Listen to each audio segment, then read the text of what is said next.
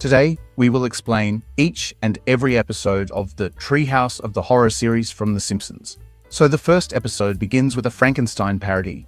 Marge warns viewers that the episode may scare children. So if you have sensitive children, maybe you should tuck them into bed early tonight instead of writing us angry letters tomorrow. Homer returns from trick-or-treating and sees Bart and Lisa telling ghost stories in Bart's treehouse. Curious, he climbs up and listens as Bart starts his first story. It's the Bad Dream House. The Simpsons buy a cheap house, but Lisa and Marge sense something is wrong. Homer ignores them until strange things start happening. A swirling vortex appears in the kitchen, a lamp cord attacks Bart, and a mysterious voice demands they leave. At night, the house takes control of Homer and the kids, making them grab weapons to kill each other, but Marge stops them. They discover their home is built over an ancient Indian burial ground. The house threatens them again. You will die slowly. Shut up! Quit trying to push us around! Stop saying those horrible things and show some manners! Shocked, the house asks for time to think and ultimately chooses to self-destruct rather than live with the Simpsons. Lisa feels insulted, saying, It chose to destroy itself rather than live with us. You can't help but feel a little rejected. The next story is Hungry Are the Damned. During a backyard barbecue, a spaceship beams up the Simpsons. They meet Kang, Kodos, and Sarek, who treat them with extreme kindness, preparing them for the great feast at Rigel 4. They keep feeding the family enormous meals and even weigh them. Lisa grows suspicious. Late at night, she sneaks into the kitchen and finds Sarek cooking. She grabs a dusty book titled How to Cook Humans and accuses the aliens of fattening them up to eat them. But when the aliens clean the book, the full title appears, How to Cook for 40 Humans. Hurt by Lisa's false accusation, they return the family to Earth. Before leaving, they explain that the Simpsons could have lived like gods, but because of Lisa's lack of trust, they must now remain ordinary. Lisa admits, "We were the real monsters." But Bart and Homer sarcastically thank her for ruining their chance at luxury. Next story is The Raven. In a retelling of The Raven, the narrator, Homer, mourns his lost love, Lenore, Marge, when knocking sounds disturb him. He checks the door, but no one is there. Eventually, he opens the window, and a raven, Bart, flies in, perching above the door. The raven repeatedly says, Eat my shorts. Bart, stop it. He says nevermore, and that's all he'll ever say. Okay. The narrator becomes enraged and tries to catch the raven, destroying his room in the process. Finally, he collapses helplessly while the raven laughs. Bart complains that the raven was more depressing than scary. Lisa explains that it was written in 1845 and people were easier to scare back then. They also discuss how today's horror movies, like Friday the 13th, aren't that scary either. The kids climb down from the treehouse and head to bed. But Homer, who had been secretly listening, is genuinely terrified. As they lie in bed, Marge reassures him that they were just stories. But when Homer sees the Bart Raven perched outside the window, he panics, declaring that he hates Halloween and hides under the covers as a wolf howls in the distance. Next up, the second episode of this series comes from season 3, which starts when Homer is at home, watching the news and eating candy when Jimbo and Kearney arrive, threatening to egg his house unless he gives them his candy. He gives in, but they still egg the house. Meanwhile, Marge, Lisa, and Bart return from trick-or-treating with a large haul of candy. Marge warns them not to eat too much, or they'll have nightmares. They laugh it off, but Bart and Lisa end up having nightmares. First story is the monkey's paw. So while visiting Morocco, Homer buys a mysterious monkey's paw that grants wishes, but with great misfortune. Back home, the family argues over how to use it. Marge warns them to listen to the vendor's advice, but Maggie wishes for a golden pacifier, and Bart wishes for the family to be rich and famous. The pacifier seems fine, but their fame leads to public backlash as they appear on everything from t-shirts to mammogram billboards. Lisa wishes for world peace, which allows Kang and Kodos to invade Earth and enslave humanity. Everyone blames the Simpsons. Marge begs Homer to fix it, but he refuses, wanting something normal. He wishes for a turkey sandwich with no weird surprises. The sandwich looks perfect, except the turkey is a little dry. Enraged, Homer throws the paw away. Ned Flanders finds it and makes his first wish. I guess my first wish is to get rid of those awful aliens. To Homer's horror, it works, and Ned is hailed as a hero. Then, Ned wishes for his home to become a castle, while Homer watches in seething frustration. After Lisa wakes up from her nightmare, she asks to sleep in Bart's bed. He refuses until she offers a candy necklace. As he eats it, he tells her she can stay, adding, Let's talk more sleep. before glancing at the Krusty the Clown Jack-in-the-Box on his table and going back to sleep. Next story is the Bart Zone. In Bart's nightmare, he has the power to bend reality and read minds. If anyone thinks badly of him, he punishes them. The entire town lives in fear, forced to please him. At home, Bart demands to watch Krusty, but Homer refuses. In retaliation, Bart teleports into a football stadium. Replacing the ball, Homer slams into the field post. Furious, Homer tries to hit Bart with a chair when he returns, but Bart reads his mind and turns him into a jack-in-the-box. Marge takes them to Dr. Marvin Monroe, who suggests they bond. Homer and Bart go fishing, attend church, play baseball, and visit an amusement park. Bart grows closer to Homer and turns him back to normal. Overwhelmed by emotion, Homer gives Bart a fatherly kiss. Bart wakes up screaming in terror. Still shaken, Bart and Lisa run to Homer and Marge's bed, asking to sleep with them. Homer sighs, realizing he has to wake up for work in 2 hours. Next story is If Only I Had a Brain. In Homer's nightmare, he gets fired for sleeping on the job and becomes a gravedigger. While napping in an open grave, Mr. Burns and Smithers find him and assume he's dead.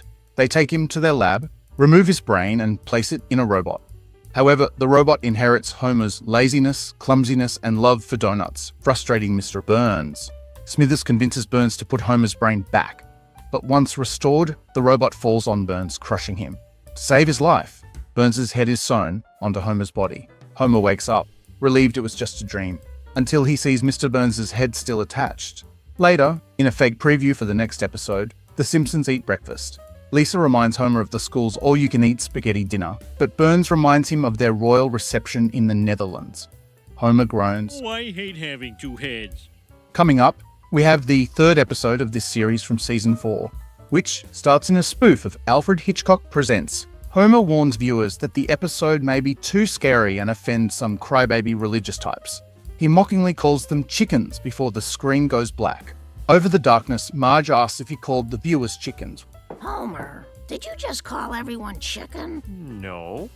I swear on this Bible. That's not a Bible. That's a book of carpet samples.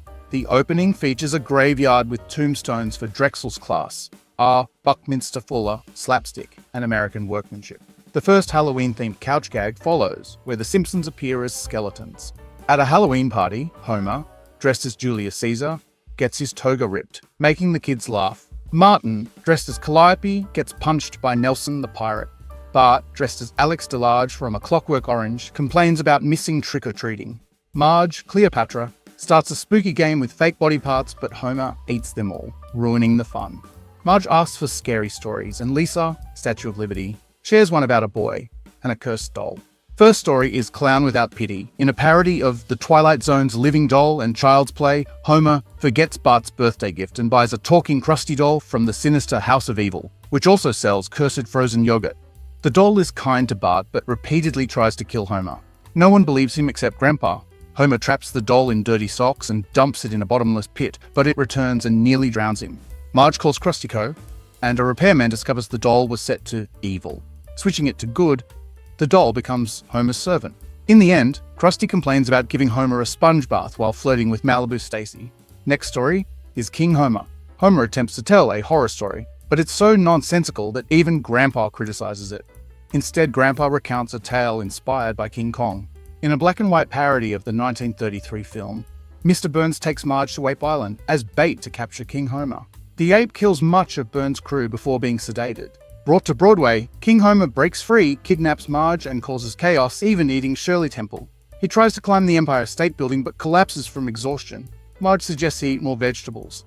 The story ends with King Homer marrying Marge and eating her father at their wedding. Third story is Dial Z for Zombies. Marge disappoints party guests by offering fruit instead of candy. Ned arrives in a headless costume, prompting Bart to boast that his story will make people wet their pants, only for the Grandpa to reveal he already has. At school, Bart fails a book report and finds an occult book in the library.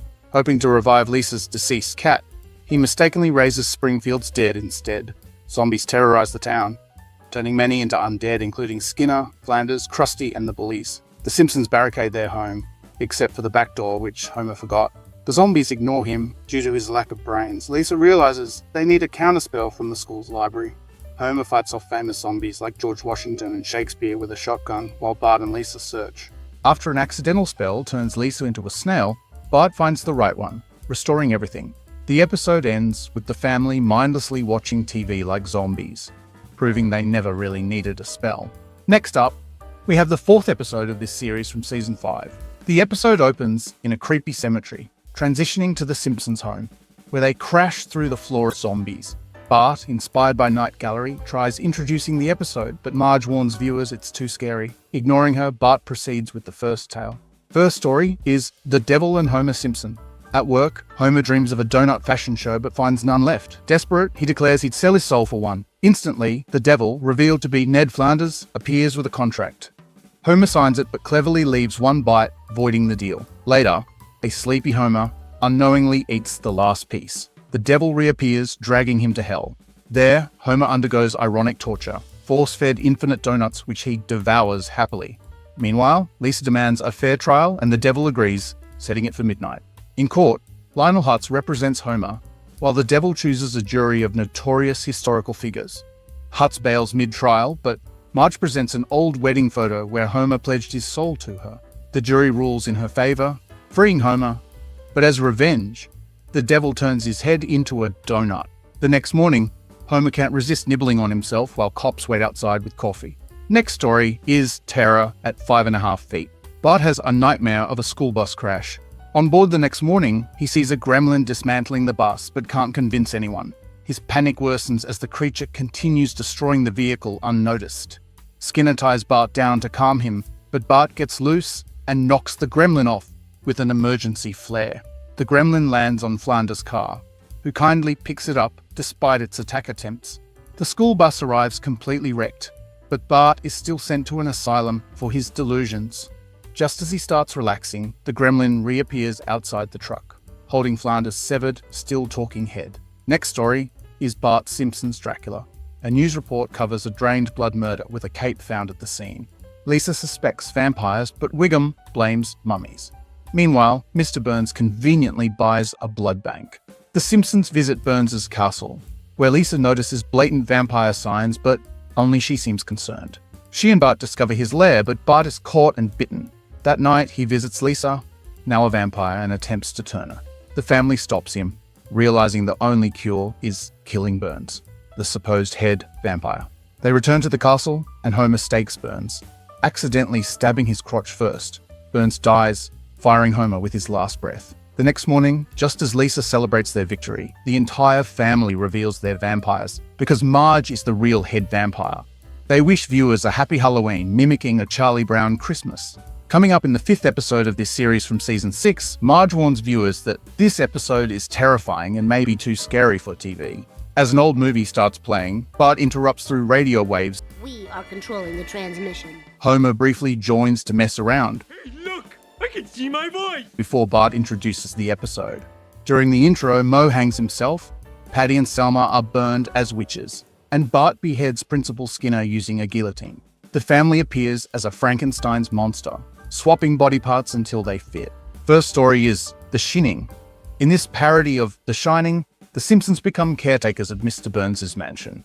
On the drive there, Homer repeatedly turns back to locked doors and ignores Lisa when she points out they've left Grandpa behind. Burns gives a tour of the mansion, built on an ancient burial ground, and an elevator full of blood opens, which he finds normal. Outside, Bart uses a chainsaw to create a shortcut through the maze, upsetting groundskeeper Willie, who realizes Bart has the Shining, a parody of The Shining's telepathy. Willie tells Bart to call him if Homer goes crazy. Burns and Smithers cut off the TV and beer, assuming it will make Homer more productive, but instead, Homer quickly loses it. Moe's ghost convinces him to kill his family for a beer. Marge later finds Homer typing pages of "No TV and no beer make Homer go crazy."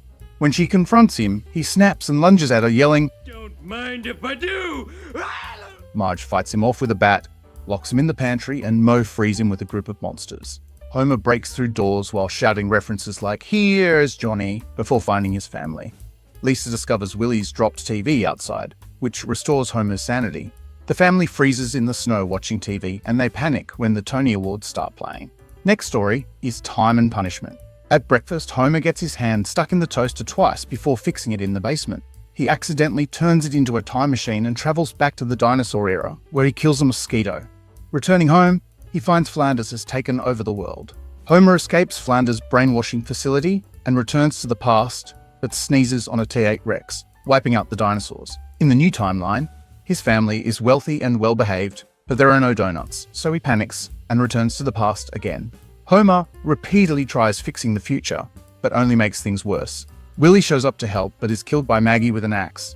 Homer eventually settles for a timeline where his family has snake tongues and size close enough. Third story is Nightmare Cafeteria. Bart is sent to detention after a prank on Mrs. Crabapple goes wrong. Overcrowded detention leads Skinner to suggest cooking the students. Lunch Lady Doris accidentally spills stew on Jimbo, and Skinner realizes students make tasty meals. Jimbo is turned into Sloppy Jimbo, and Yuta is soon served as Yuta Brayton. Lisa becomes suspicious, but Marge doesn't believe her and Bart.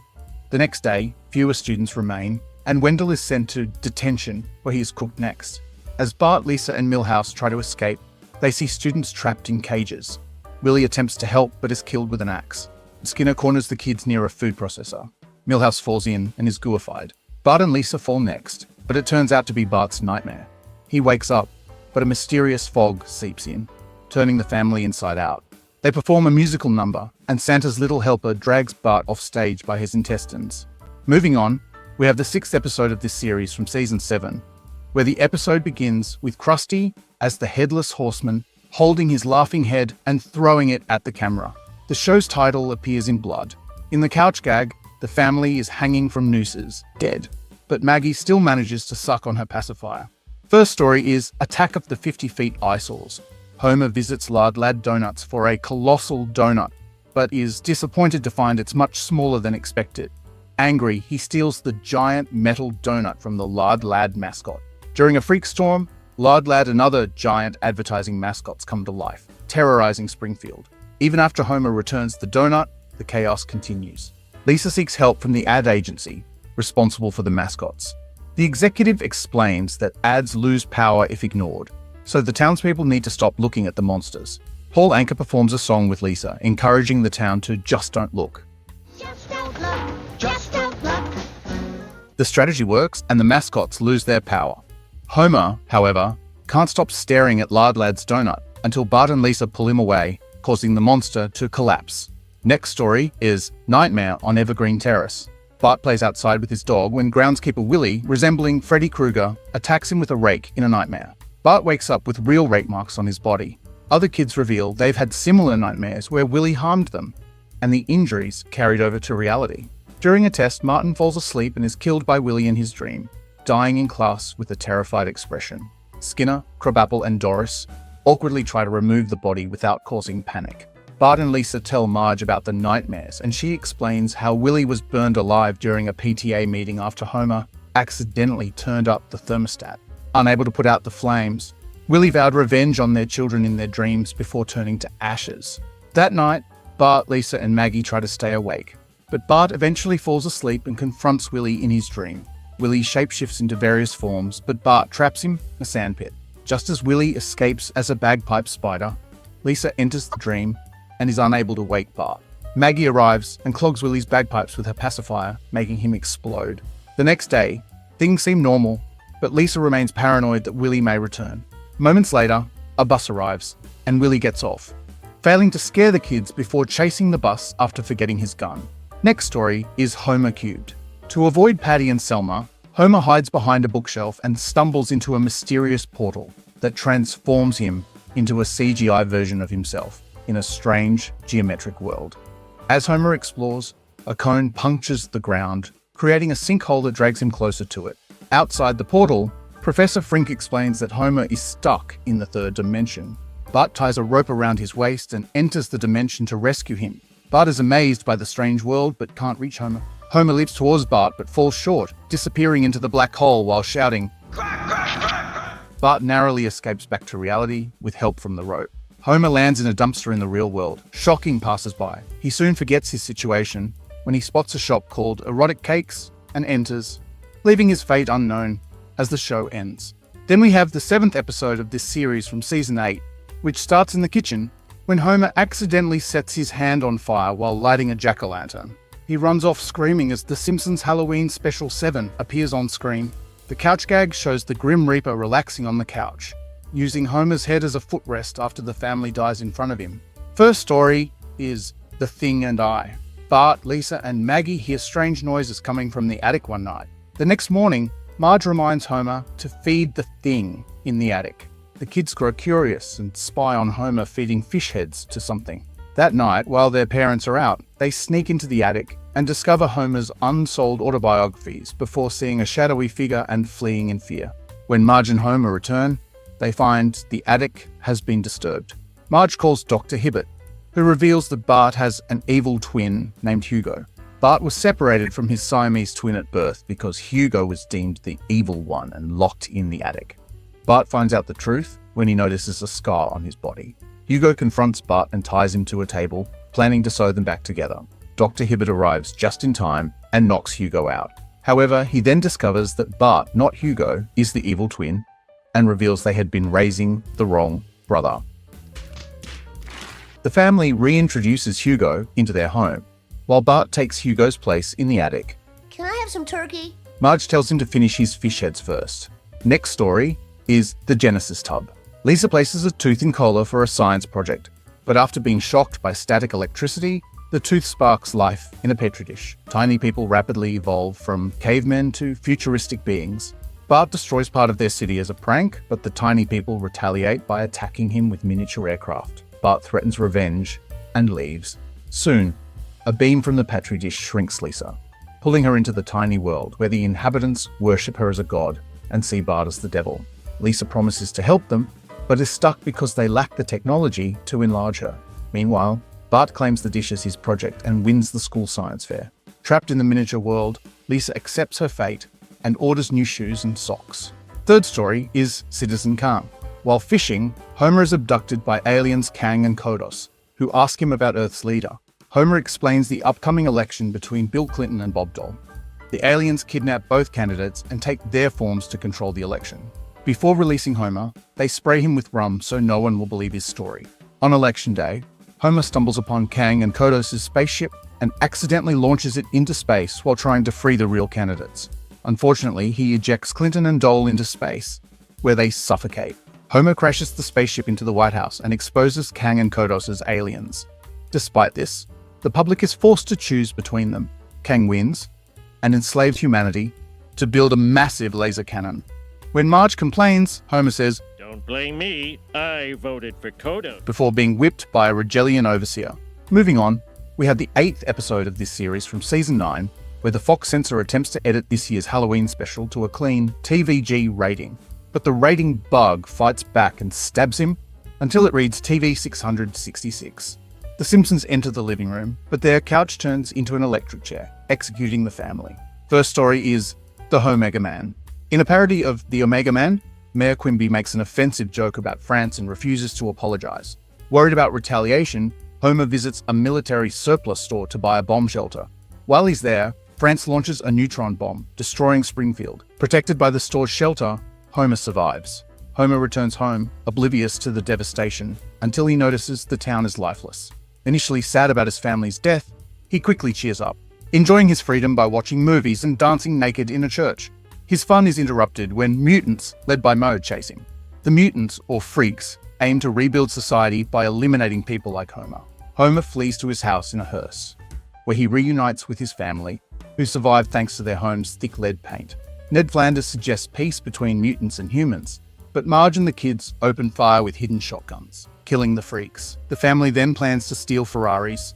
Next story is Fly vs. Fly. In a parody of The Fly, Homer buys a matter transporter at a yard sale but forbids Bart from using it. That night, Bart tries to merge his DNA with a fly, hoping to become a superhero. Instead, his head swaps with the fly's. The next morning, the family finds Bart's body with a giant fly head. Marge panics and tries to swat him with a broom until Lisa explains what happened. Meanwhile, Bart's fly-sized head struggles to survive as the flyboy steals his life. Bart returns home and tries to explain what happened, but his small size prevents anyone from hearing him. He finally amplifies his voice through Lisa's saxophone, but before she can help, the flyboy attacks her and tries to eat Bart. Lisa knocks the flyboy into the transporter, restoring Bart back to normal.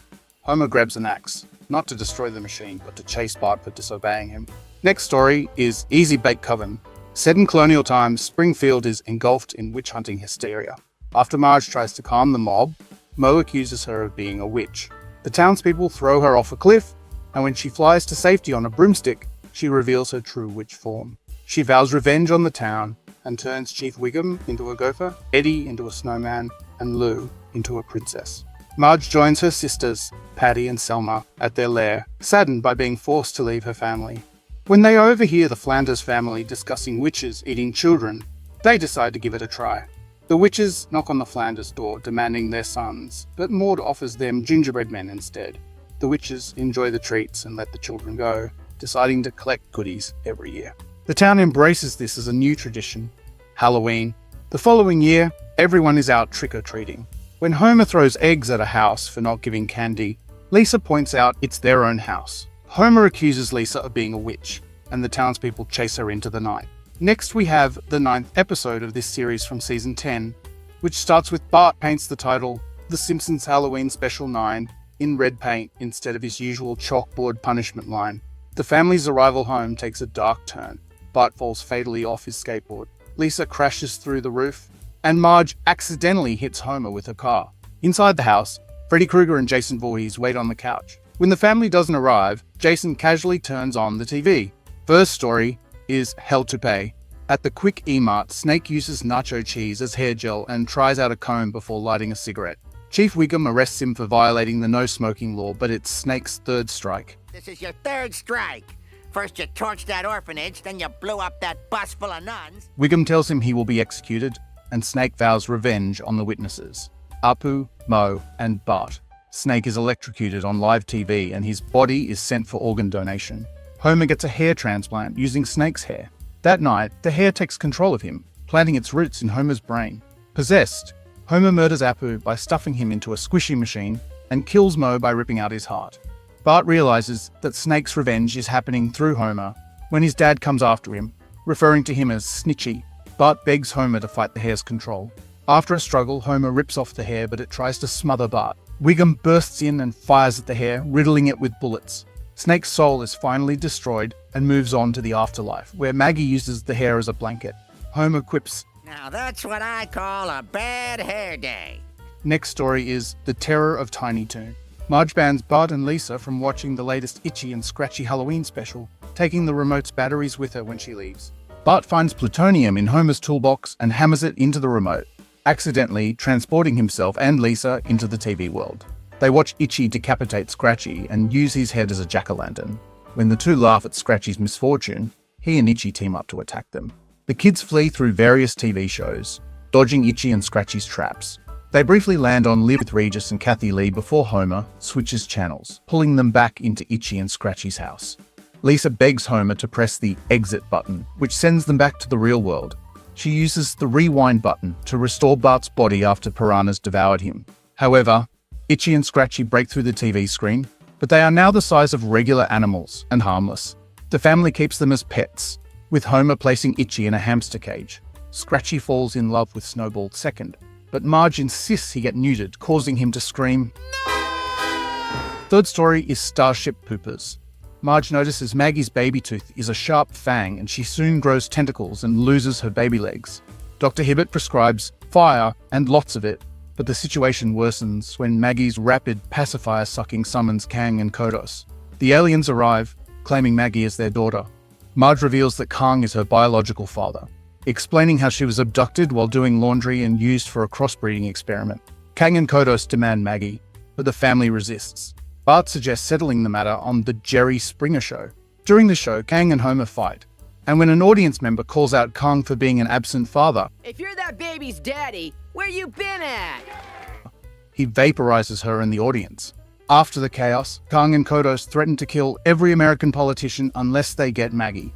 The Simpsons slyly imply the aliens couldn't kill all politicians, prompting them to leave. Maggie takes out her pacifier and says in Kang's voice, Very well, I'll drive. Before laughing maniacally as they fly off. Moving on, we have the 10th episode of this series from season 11, where Kang and Kodos open the episode in front of an alien audience, mimicking Rowan Martin's laughing, but the crowd remains silent. Canned laughter plays awkwardly. The Simpsons watch the scene on TV, each appearing as characters from previous Halloween specials. Homer as a jack-in-the-box, Marge as a witch, Bart with a fly head, and Maggie with alien tentacles. When Lisa questions what aliens have to do with Halloween, Maggie zaps her with a ray gun to silence her. First story is I Know What You Diddly Iddly Did. On a foggy night, Marge accidentally runs over Ned Flanders while driving, seemingly killing him. The next day, Homer climbs onto the roof of his house, drops Ned's body onto the doghouse, and waits for Maud to discover him. However, she goes inside before noticing. Homer then drags Ned's body into the Flanders home, listening for Maud's horrified reaction. After Ned's funeral, the Simpsons return home, with Homer boasting about how easy it was to get away with murder, and even considering running over Milhouse next. Their confidence is shattered when they find I Know What You Did written on their front door. Later that night, during a thunderstorm, the house is covered in the same phrase and they are pursued by a cloaked figure wielding a butcher's hook. The family flees in their car, only for it to run out of gas. Homer tells Marge to hide in an abandoned amusement park, Lisa to go to the pet cemetery, and Bart to take cover at the roller disco. He plans to skinny dip in a lake where teenagers were killed 100 years ago, but they are all captured by the figure, Ned Flanders.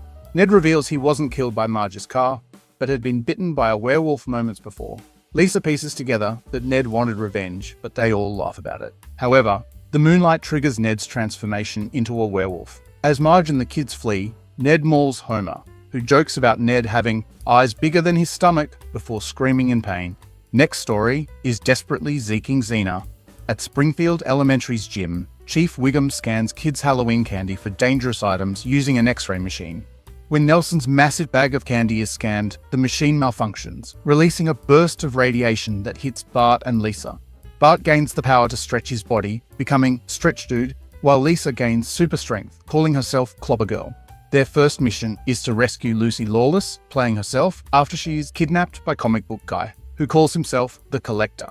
He uses a magnet to pull her metal breastplate towards him, but she refuses to remove it, knowing fans have cameras ready. He traps her in a plastic bag and locks her in a room with other captured celebrities like Yasmin Bleeth and Tom Baker. Stretch Dude and Clobber Girl arrive at the Collector's lair, but are knocked out by his ray gun.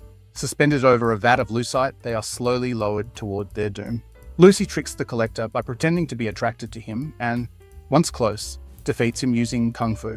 When he grabs his prized limited edition lightsaber, she reminds him it's worthless now that he removed it from its original packaging.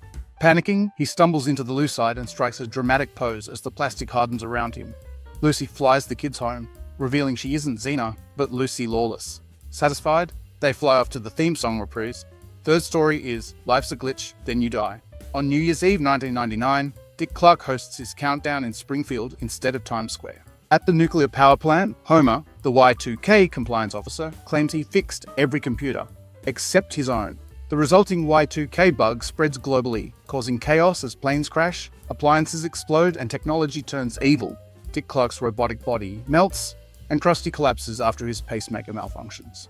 As the family roams the destroyed town, they discover a letter in Krusty's pocket revealing that a rocket is launching to preserve humanity's best and brightest on Mars. Lisa has a reserved spot as the ship's proofreader and is allowed to bring only one parent. She quickly picks Marge and takes Maggie along before the ship departs. Homer and Bart find another rocket and sneak aboard. They soon realize it is filled with washed-up celebrities like Pauly Shore, Rosie O'Donnell, and Dan Quayle. The rocket is on a collision course with the sun. Unwilling to endure the short trip with the B-list crowd, Homer and Bart eject themselves into space, where their heads swell and explode off-screen. Meanwhile, the rocket continues toward the sun, and the celebrities sing the trolley song as they meet their fiery end. Next, we have the 11th episode of this series from Season 12. The title's parody, The Munsters, with the Simpsons appearing in black and white, set to a spooky theme. Homer is Herman Munster, Marge is Lily, Bart is Eddie, Lisa's Marilyn, and Abe is Grandpa. Townspeople with torches attack them, killing Marge and Abe, setting Homer on fire and trapping Bart's head. Lisa, unharmed, quietly sneaks away, pretending she has no connection to the monstrous family. First story is Giga Ghost DD Dad. At breakfast, Homer reads his horoscope, which warns he will die that day. Marge's horoscope confirms it. Dismissing the warning, Homer leaves for work, but narrowly avoids death multiple times. At the plant, Lenny compliments him on a rattlesnake wrapped around his arm. Despite surviving the day, Homer dies after eating broccoli. Dr. Hibbert reveals it's the deadliest plant on Earth. In heaven, St. Peter tells Homer he can't enter unless he does a good deed within 24 hours. As a ghost, Homer tries helping others but fails, including accidentally killing Agnes Skinner. Desperate, he saves a baby from a runaway stroller, but St. Peter wasn't watching. Denied entry to heaven, Homer is sent to hell, where Satan gives him eternal noogies. Homer's shouting wakes John Wayne, who grumbles about his noisy neighbor. Next story is Scary Tales Can Come True. The Simpsons live in a pumpkin cottage in a fairy tale world where jobless Homer is the village fool. Unable to afford food, Homer throws Bart and Lisa into the woods, where they find skeletons of children Homer abandoned before. Lisa, using her fairy tale book, leads them past trolls and other dangers. Meanwhile, Marge scolds Homer, who is planning to sell Maggie for 2 chickens, and orders him to retrieve the kids. While searching, Homer encounters Rapunzel but accidentally rips off her hair while climbing. He hides the hair in a bush and runs away. Bart and Lisa stumble upon a gingerbread house, where a witch traps them. Lisa is forced to clean while Bart is fattened up to be eaten. They distract the witch by mocking her appearance, and Homer arrives just in time. Although the witch zaps him repeatedly, he overpowers her and shoves her into the oven. Afterward, Marge praises Homer for saving the kids, but the family is surprised when Homer, now part chicken, starts laying eggs. Marge declares they'll never go hungry again. Next story is Night of the Dolphin. Lisa frees a dolphin named Snorky from Marine World, unaware that he is the king of the dolphins and harbors a grudge against humans. Snorky gathers an army of dolphins and begins attacking Springfield, killing several residents, including Lenny and the sea captain. At a town meeting, Snorky declares revenge, banishing humans to the ocean. Homer tries rallying the humans by listing mankind's achievements, but the dolphins launch an all-out war. People are injured, Apu is beaten, and several citizens are killed. Despite their efforts, the humans lose, and Springfield's residents end up floating in the ocean. Lisa feels guilty for dooming humanity, but Marge reassures her that they'll adapt to ocean life. Meanwhile, Krusty's corpse floats by, joining others that spell out the end. After the final story, Kang and Kodos complain about being excluded from the special, but their mood improves when they get a call to do a commercial for Old Navy, which they happily accept. Moving on, we have the 12th episode of this series from Season 13, which starts at Burns Manor. Smithers tries to hang a bat decoration on a lightning rod at Mr. Burns' request, but ends up electrocuted and crashes into a power box. The chaos causes the Burns family mausoleum to collapse, releasing corpses of past family members. Meanwhile, the Simpson family arrives dressed in Halloween costumes. Homer as Fred Flintstone, Marge as Wilma, and the kids in various spooky outfits. They witness the burning coffins and flee, but the gate slices them vertically into pieces as they run away. First story is Hex and the City. The Simpsons visit Ethnic Town, where Marge enters a fortune teller's shop. Homer disrupts the session, calling the gypsy a fraud, and accidentally sets her office on fire. As sprinklers flood the room, the gypsy curses Homer, saying he'll bring bad luck to everyone he loves. Homer laughs it off, but Marge warns him it could be serious. The curse quickly takes effect. Marge grows a beard, Lisa turns into a centaur, and Maggie's body transforms into a ladybug. Bart's neck elongates after Homer strangles him.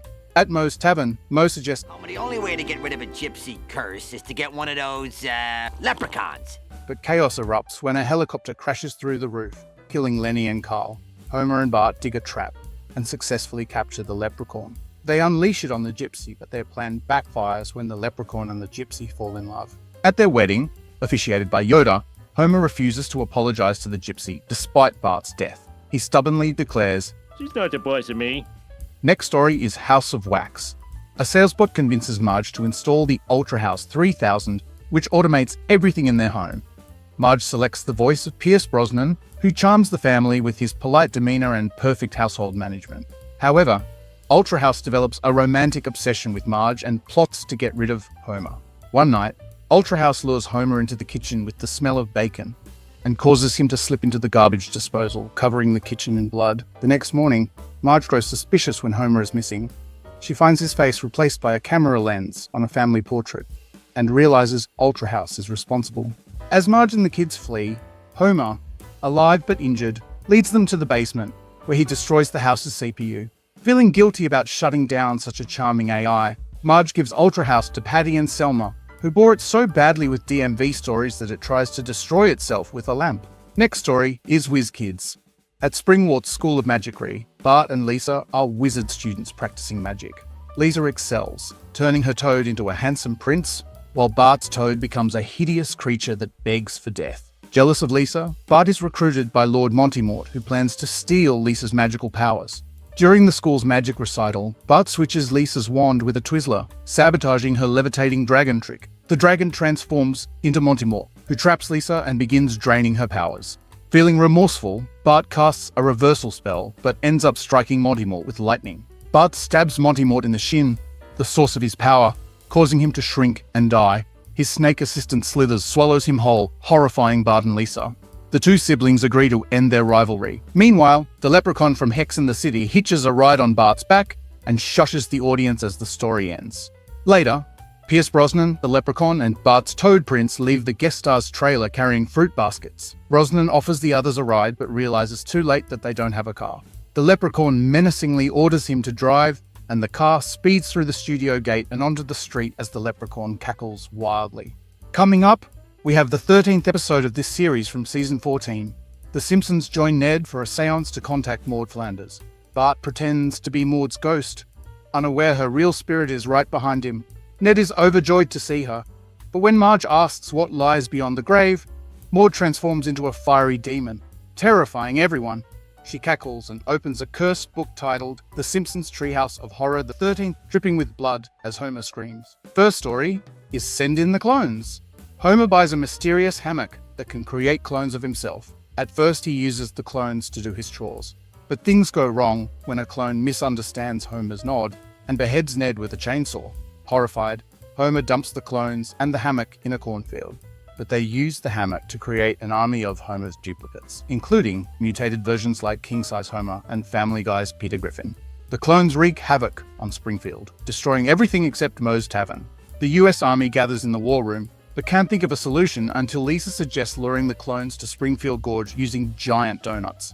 Helicopters dangle the donuts, leading the Homers to their doom as they fall into the gorge, each yelling, That night, Marge realizes the Homer in bed is a clone when she notices he has no belly button.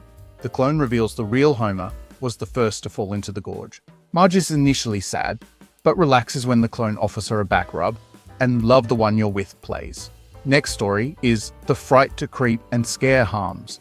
At the cemetery, Bart and Lisa discovered the grave of William Billy the Kid Bonney, a man who dreamed of a world without guns. Lisa starts a gun control campaign, and Springfield becomes gun-free. However, the ban leaves the town defenseless, and the corpses of Billy the Kid and his outlaw gang rise from the dead and terrorize Springfield. The gang wreaks havoc until Professor Frink invents a time machine. Homer travels back in time to prevent the gun ban and warns Springfield to shoot at the zombies. The townspeople fire at their graves, forcing the gang to flee. Lisa regrets banning guns, admitting they sometimes are the solution. Suddenly, a future version of Homer warns them about guns destroying Earth, but Moe shoots him, claiming he's had enough, and plans to use the time machine to find caveman hookers. Third story is The Island of Dr. Hibbert. The Simpsons visit the Island of Lost Souls, where Dr. Hibbert runs a strange resort. Marge grows suspicious and investigates, but she is captured and transformed into a panther hybrid by Hibbert. After having violent sex with her, Homer realizes something is wrong and searches for a cure. Homer encounters Ned Flanders, who's become a cow centaur. After reluctantly milking him, Ned introduces Homer to other Springfield residents who have also been transformed. Bart is a spider, Lisa's a bird, and Maggie is an anteater. At first, Homer is horrified, but he quickly embraces the animal lifestyle of eating, sleeping, and rolling in filth, realizing how well it suits him.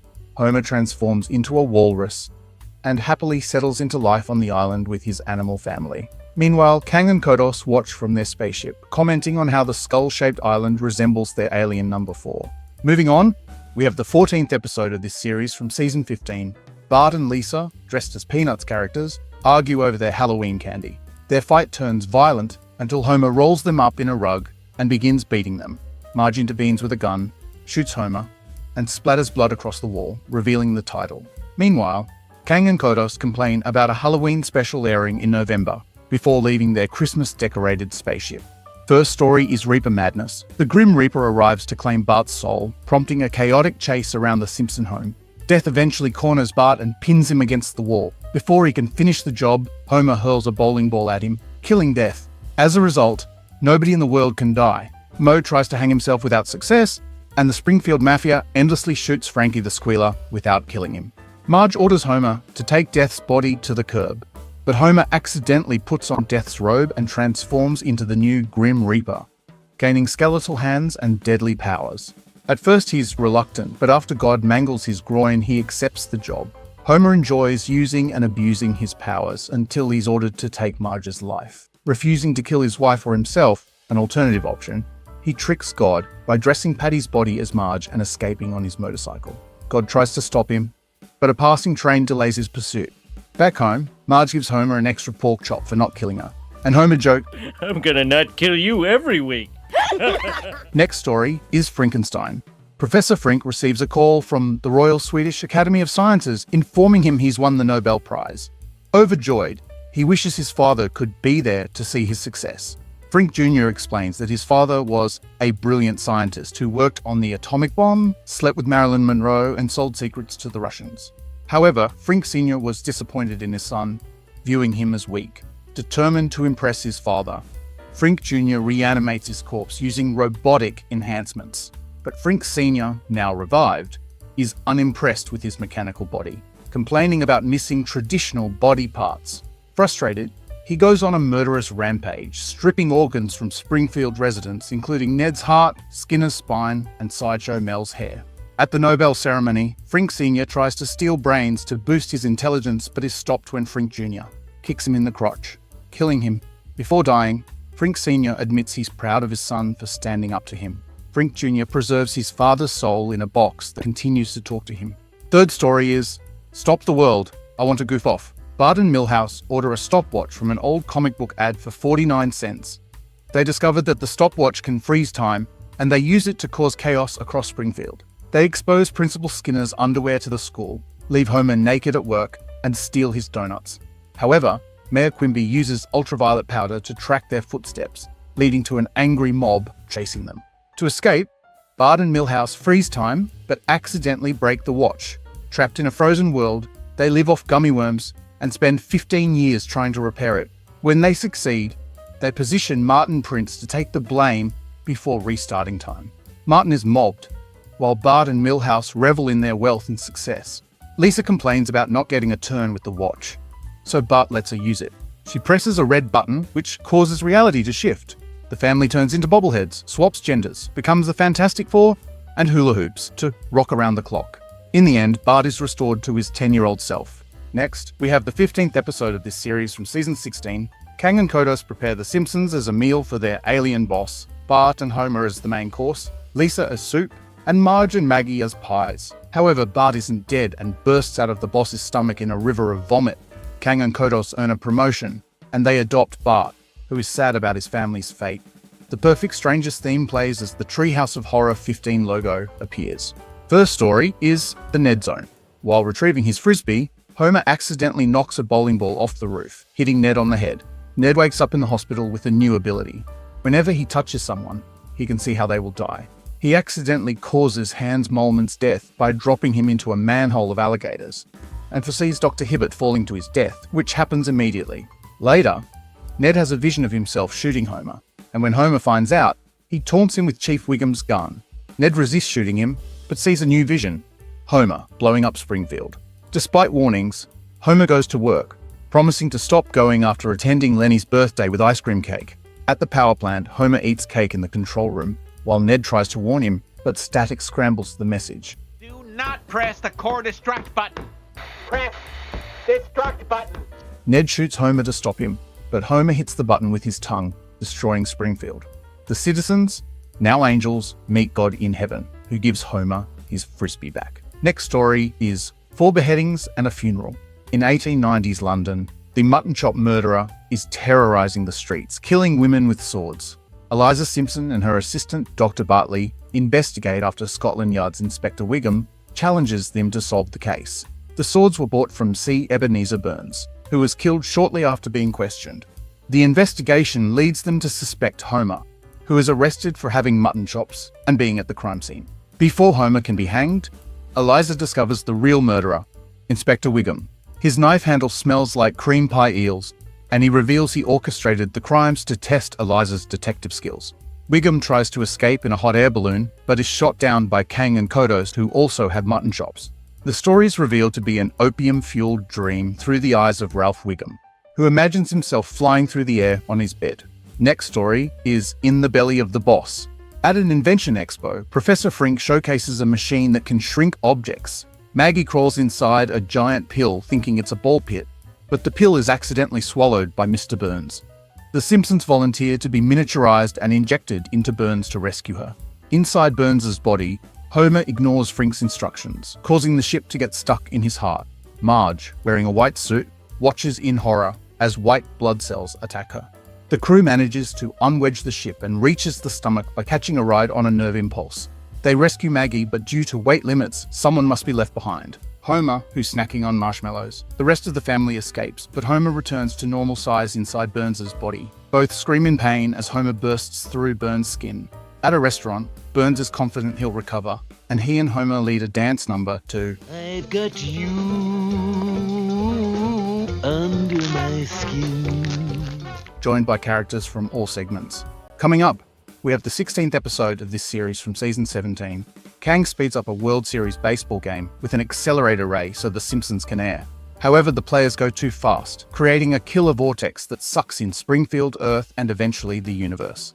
Kodos berates Kang for destroying existence. You've destroyed the totality of existence!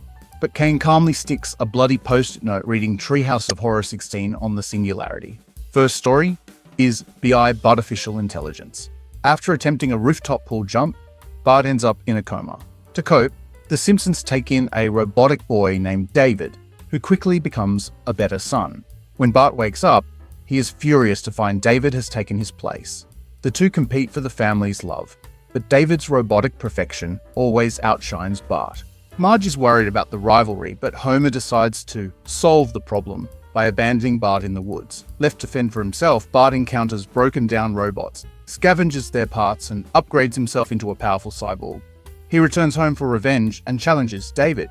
As the two fight, David uses Homer as a shield, but Bart, still angry about being abandoned, doesn't hesitate to cut through Homer. The fight ends with Homer's upper body fused to David's legs, leaving him immobile. However, it is revealed to be a dream induced by Homer's demonic possession. A priest arrives to exorcise Homer, who crawls on the ceiling in true exorcist fashion. Marge calls the power plant to inform them that Homer won't be coming in, and Homer celebrates, his head still twisted backward. Next story is Survival of the Fattest. Mr. Burns invites Springfield's residents to his mansion for a hunting trip, but they quickly realize they are the prey. Burns and Smithers give everyone a 5-minute head start, but Burns begins killing most of them anyway. Comic Book Guy is sarcastically shot on the spot, and Moe dies after being impaled on a weather vane and crushed by Chief Wiggum's body.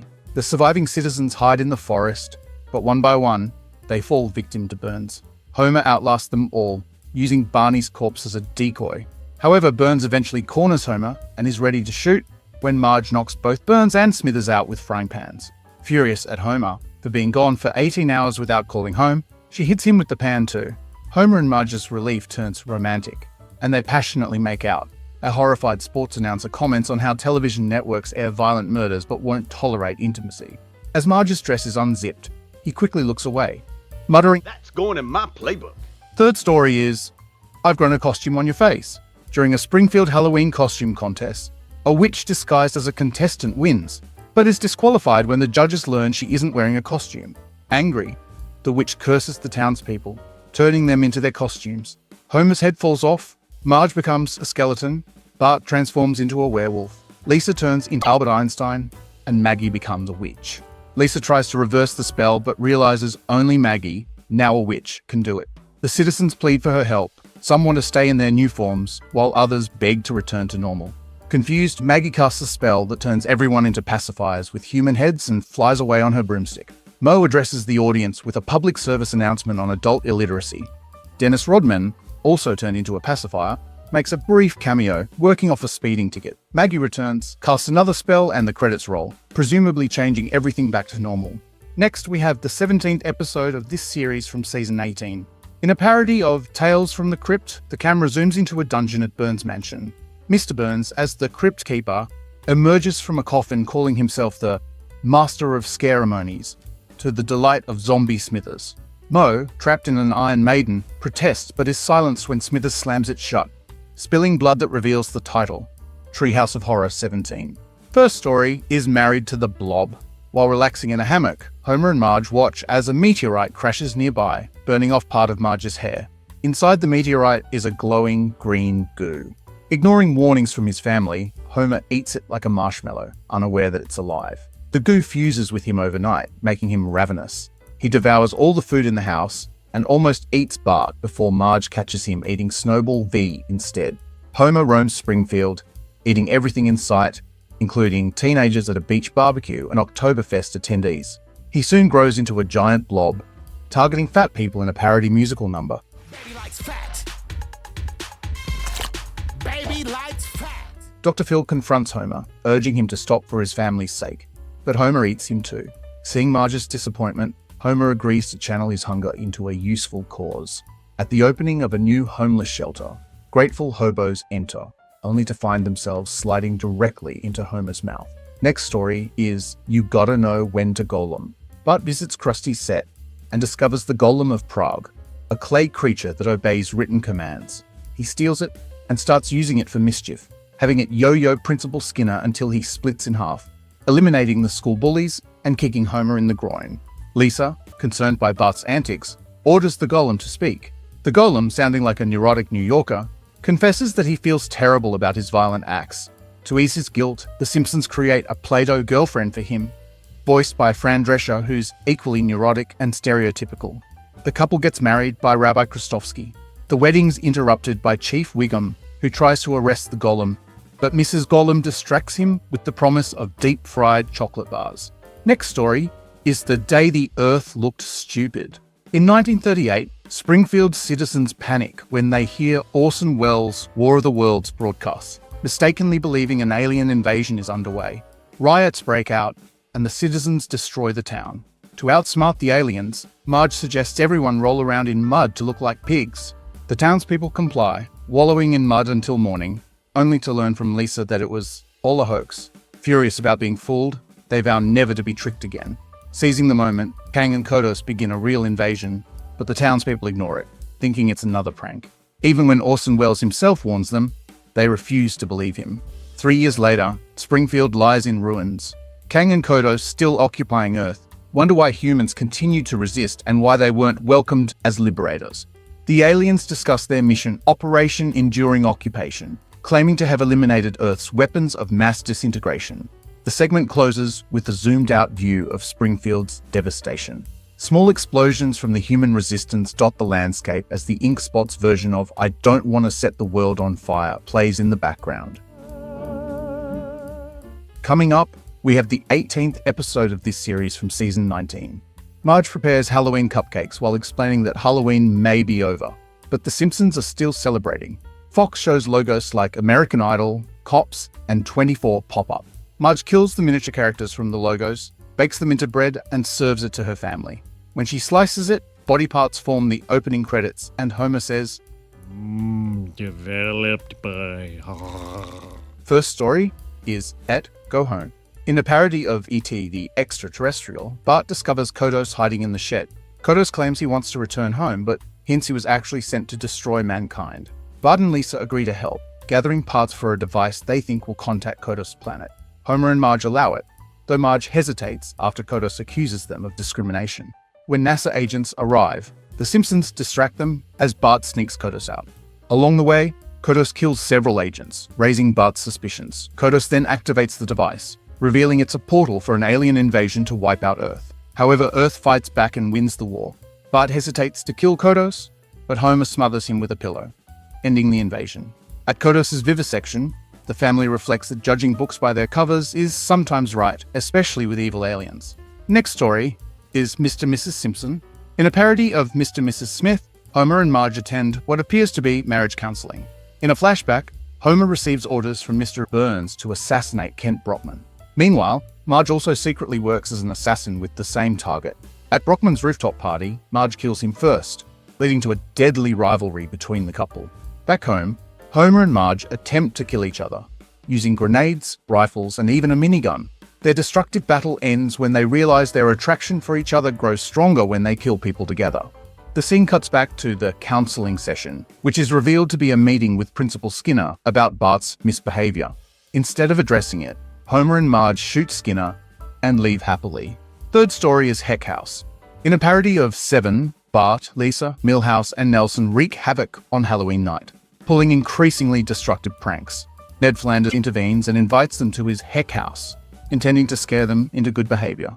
At first, they mock Ned's attempts, but he prays for divine help and transforms into the devil, sending the kids to hell. In hell, Ned uses a crystal ball to show the 7 deadly sins as they manifest in Springfield. Homer becomes pastor in gluttony, Willie is killed by his angry tractor in wrath, and Dr. Hibbert is crushed by his car in pride. Moe suffers from lust, greed, and envy, all revolving around his obsession with a stripper. Terrified, the kids beg for mercy and Ned returns them to the surface. Ned closes the episode by addressing viewers. I just want to say that for watching this network, you're all going to hell. And that includes FX, Fox Sports, and our newest Devil's Portal, the Wall Street Journal. Welcome to the club. Moving on, we have the 19th episode of this series from season 20. Homer tries to vote for Barack Obama in the 2008 election, but the voting machine is rigged to switch his vote to John McCain. After 6 failed attempts, Homer tries to report the problem, but the machine pulls him inside, grinds him up, and spits out his corpse. Jasper calmly places an "I voted" sticker on Homer's forehead as the Treehouse of Horror title appears. First story is Untitled Robot Parody. It's Christmas, and Bart, searching for a cheap gift for Lisa, finds a pink convertible in a clearance bin and buys it. On Christmas morning, Lisa loves her gift. But that night, the car transforms and awakens nearby household devices, including an alarm clock and boombox, turning them into fellow robots. The next morning, chaos erupts as machines across Springfield transform and start fighting. Homer's car turns into a robot with his head sticking out of its back and fights another transformer with Ned Flanders stuck in its rear. The battle spreads throughout the town as robots cause mass destruction.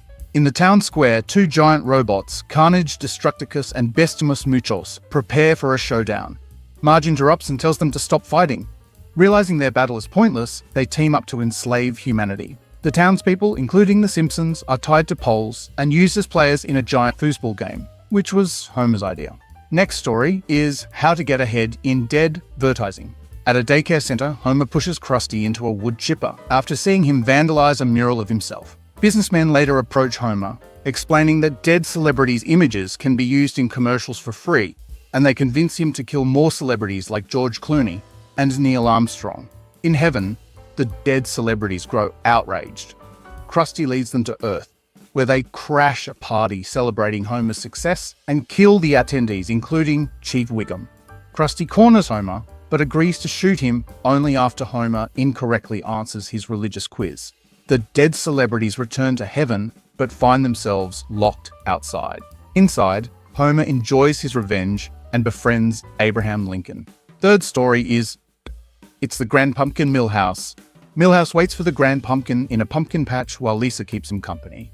Frustrated, Lisa leaves for the school's Halloween party. Alone, Milhouse cries, and his tears bring the Grand Pumpkin to life. Initially friendly, the Grand Pumpkin grows enraged after learning humans eat pumpkins. He goes on a rampage, eating people across Springfield, including Homer and Principal Skinner. Lisa convinces Milhouse to summon Tom Turkey, a Thanksgiving symbol. Tom Turkey comes to life, defeats the Grand Pumpkin, and frees the eaten victims. However, Tom Turkey soon turns on the humans after learning about Thanksgiving traditions. He begins eating children at the school's party. The segment ends with Marge sarcastically inviting complaints and wishing everyone a Merry Christmas as chaos unfolds in the background.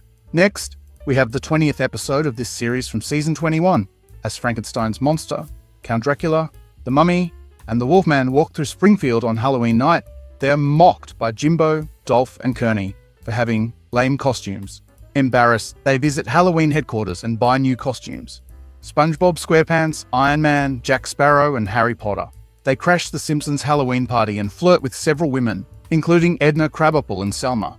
But their wives arrive and accuse them of cheating instead of scaring children. When Homer tries to explain they're only wearing costumes, the furious wives tear off his head and throw it into a punch bowl, where his eyes morph into the Roman numerals for 20. First story is Dial M for Murder or Press Hash to return to main menu. In a parody of Strangers on a Train, Lisa is sent to detention after losing the chance to represent her class at a reading event to Hubert Wong. There, she meets Bart, who convinces her to help him get revenge on their teachers. Bart promises to deal with Miss Hoover if Lisa sabotages Mrs. Krabappel. Lisa merely pranks Mrs. Krabappel, but Bart mistakenly kills Miss Hoover. Things spiral as Bart accidentally kills Principal Skinner, and Lisa realizes she must stop him before more deaths occur. She chases Bart with a knife, and the two end up on a merry-go-round.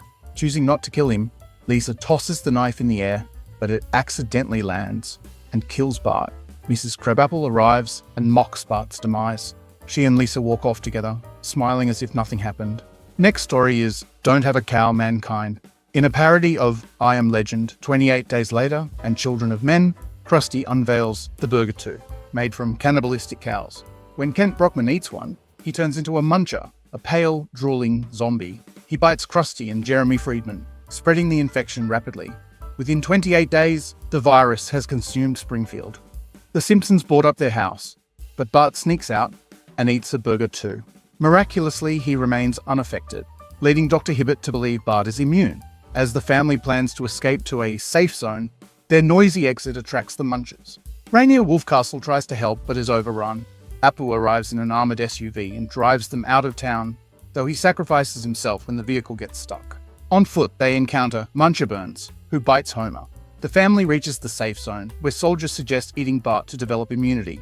Marge refuses and convinces them to use an alternative cure. Later, survivors are cured by eating soup made from Bart's antibodies. Homer, still infected, refuses to eat the soup, leaving him locked up and grumbling. Next story is There's No Business Like Mo Business. In a parody of Sweeney Todd, Moe's Tavern transforms into a stage play. While drinking with Marge, Homer falls through a trapdoor into the boiler room, impaling himself on a brewing machine. Moe lies to Marge, telling her Homer left to explore his gay lifestyle. Moe then mixes Homer's blood into the beer, which Marge unknowingly drinks. Eventually, Homer returns, still attached to the brewing machine, and attacks Moe. Marge forgives Homer despite his gruesome condition. During the intermission, Kang and Kodos watch from the audience, with Kang praising the play while Kodos corrects him about light years being a measure of distance. The segment ends with a musical finale as the cast sings to the audience, concluding the show with a grand finish as the Roman numerals 20 descend from above. Kodos shushes the audience as Kang dozes off, a playbill perched on his helmet. Moving on, we have the 21st episode of this series from season 22. While Bart and Homer are carving pumpkins, Bart slices a smile into the seat of Homer's pants. Enraged, Homer chokes him, but Bart retaliates by putting a flaming pumpkin on Homer's head. Professor Frink introduces the show, warns viewers about the content, and accidentally skips too far, disintegrating into dust, revealing Treehouse of Horror 21. First story is War and Pieces. In a parody of Jumanji, Marge worries about Bart and Milhouse playing violent video games and suggests they try board games instead. In the attic, they find an eerie game called Satan's Path and start playing, unleashing chaos as board games come to life. They face challenges like giant mousetraps in Mouse Catch, running from massive sorry pieces, and battling twisted versions of childhood classics. To escape the nightmare, they must finish the game. After a close call with life-size chess knights, Bart completes the final move, restoring everything to normal. Relieved, he decides the hangman is safer. But when Milhouse guesses wrong, both boys end up hanged in a tree. Next story is Master and Cadaver. In a parody of Dead Calm, Homer and Marge set sail on a second honeymoon, but encounter a shipwrecked castaway named Roger. He claims he was poisoned while trying to stop a deadly plot aboard the Albatross. Suspicious, Homer thinks Roger is the real threat after finding a dead shark with a pie pan in its mouth. Convinced it's poisoned, Homer and Marge knock Roger unconscious and throw him overboard. They soon discovered that the shark died from their boat's leaking fuel and Roger was telling the truth. When Roger reappears, Homer panics and kills him again. After learning the passengers survived by using an antidote, Homer kills them too, along with a passing pelican. Devastated by their guilt, Marge eats the poisonous pie to end her suffering, leaving Homer in despair. The scene zooms out to reveal Maggie imagining everything while taking a bath. Marge claims Maggie only dreams of innocence, but Maggie briefly transforms into Alex DeLarge from A Clockwork Orange as eerie music plays. Third story is Tweenlight. In a parody of Twilight, Lisa falls for new student Edmund Dracula. He saves her from danger and reveals he's a vampire. Instead of being frightened, Lisa is intrigued.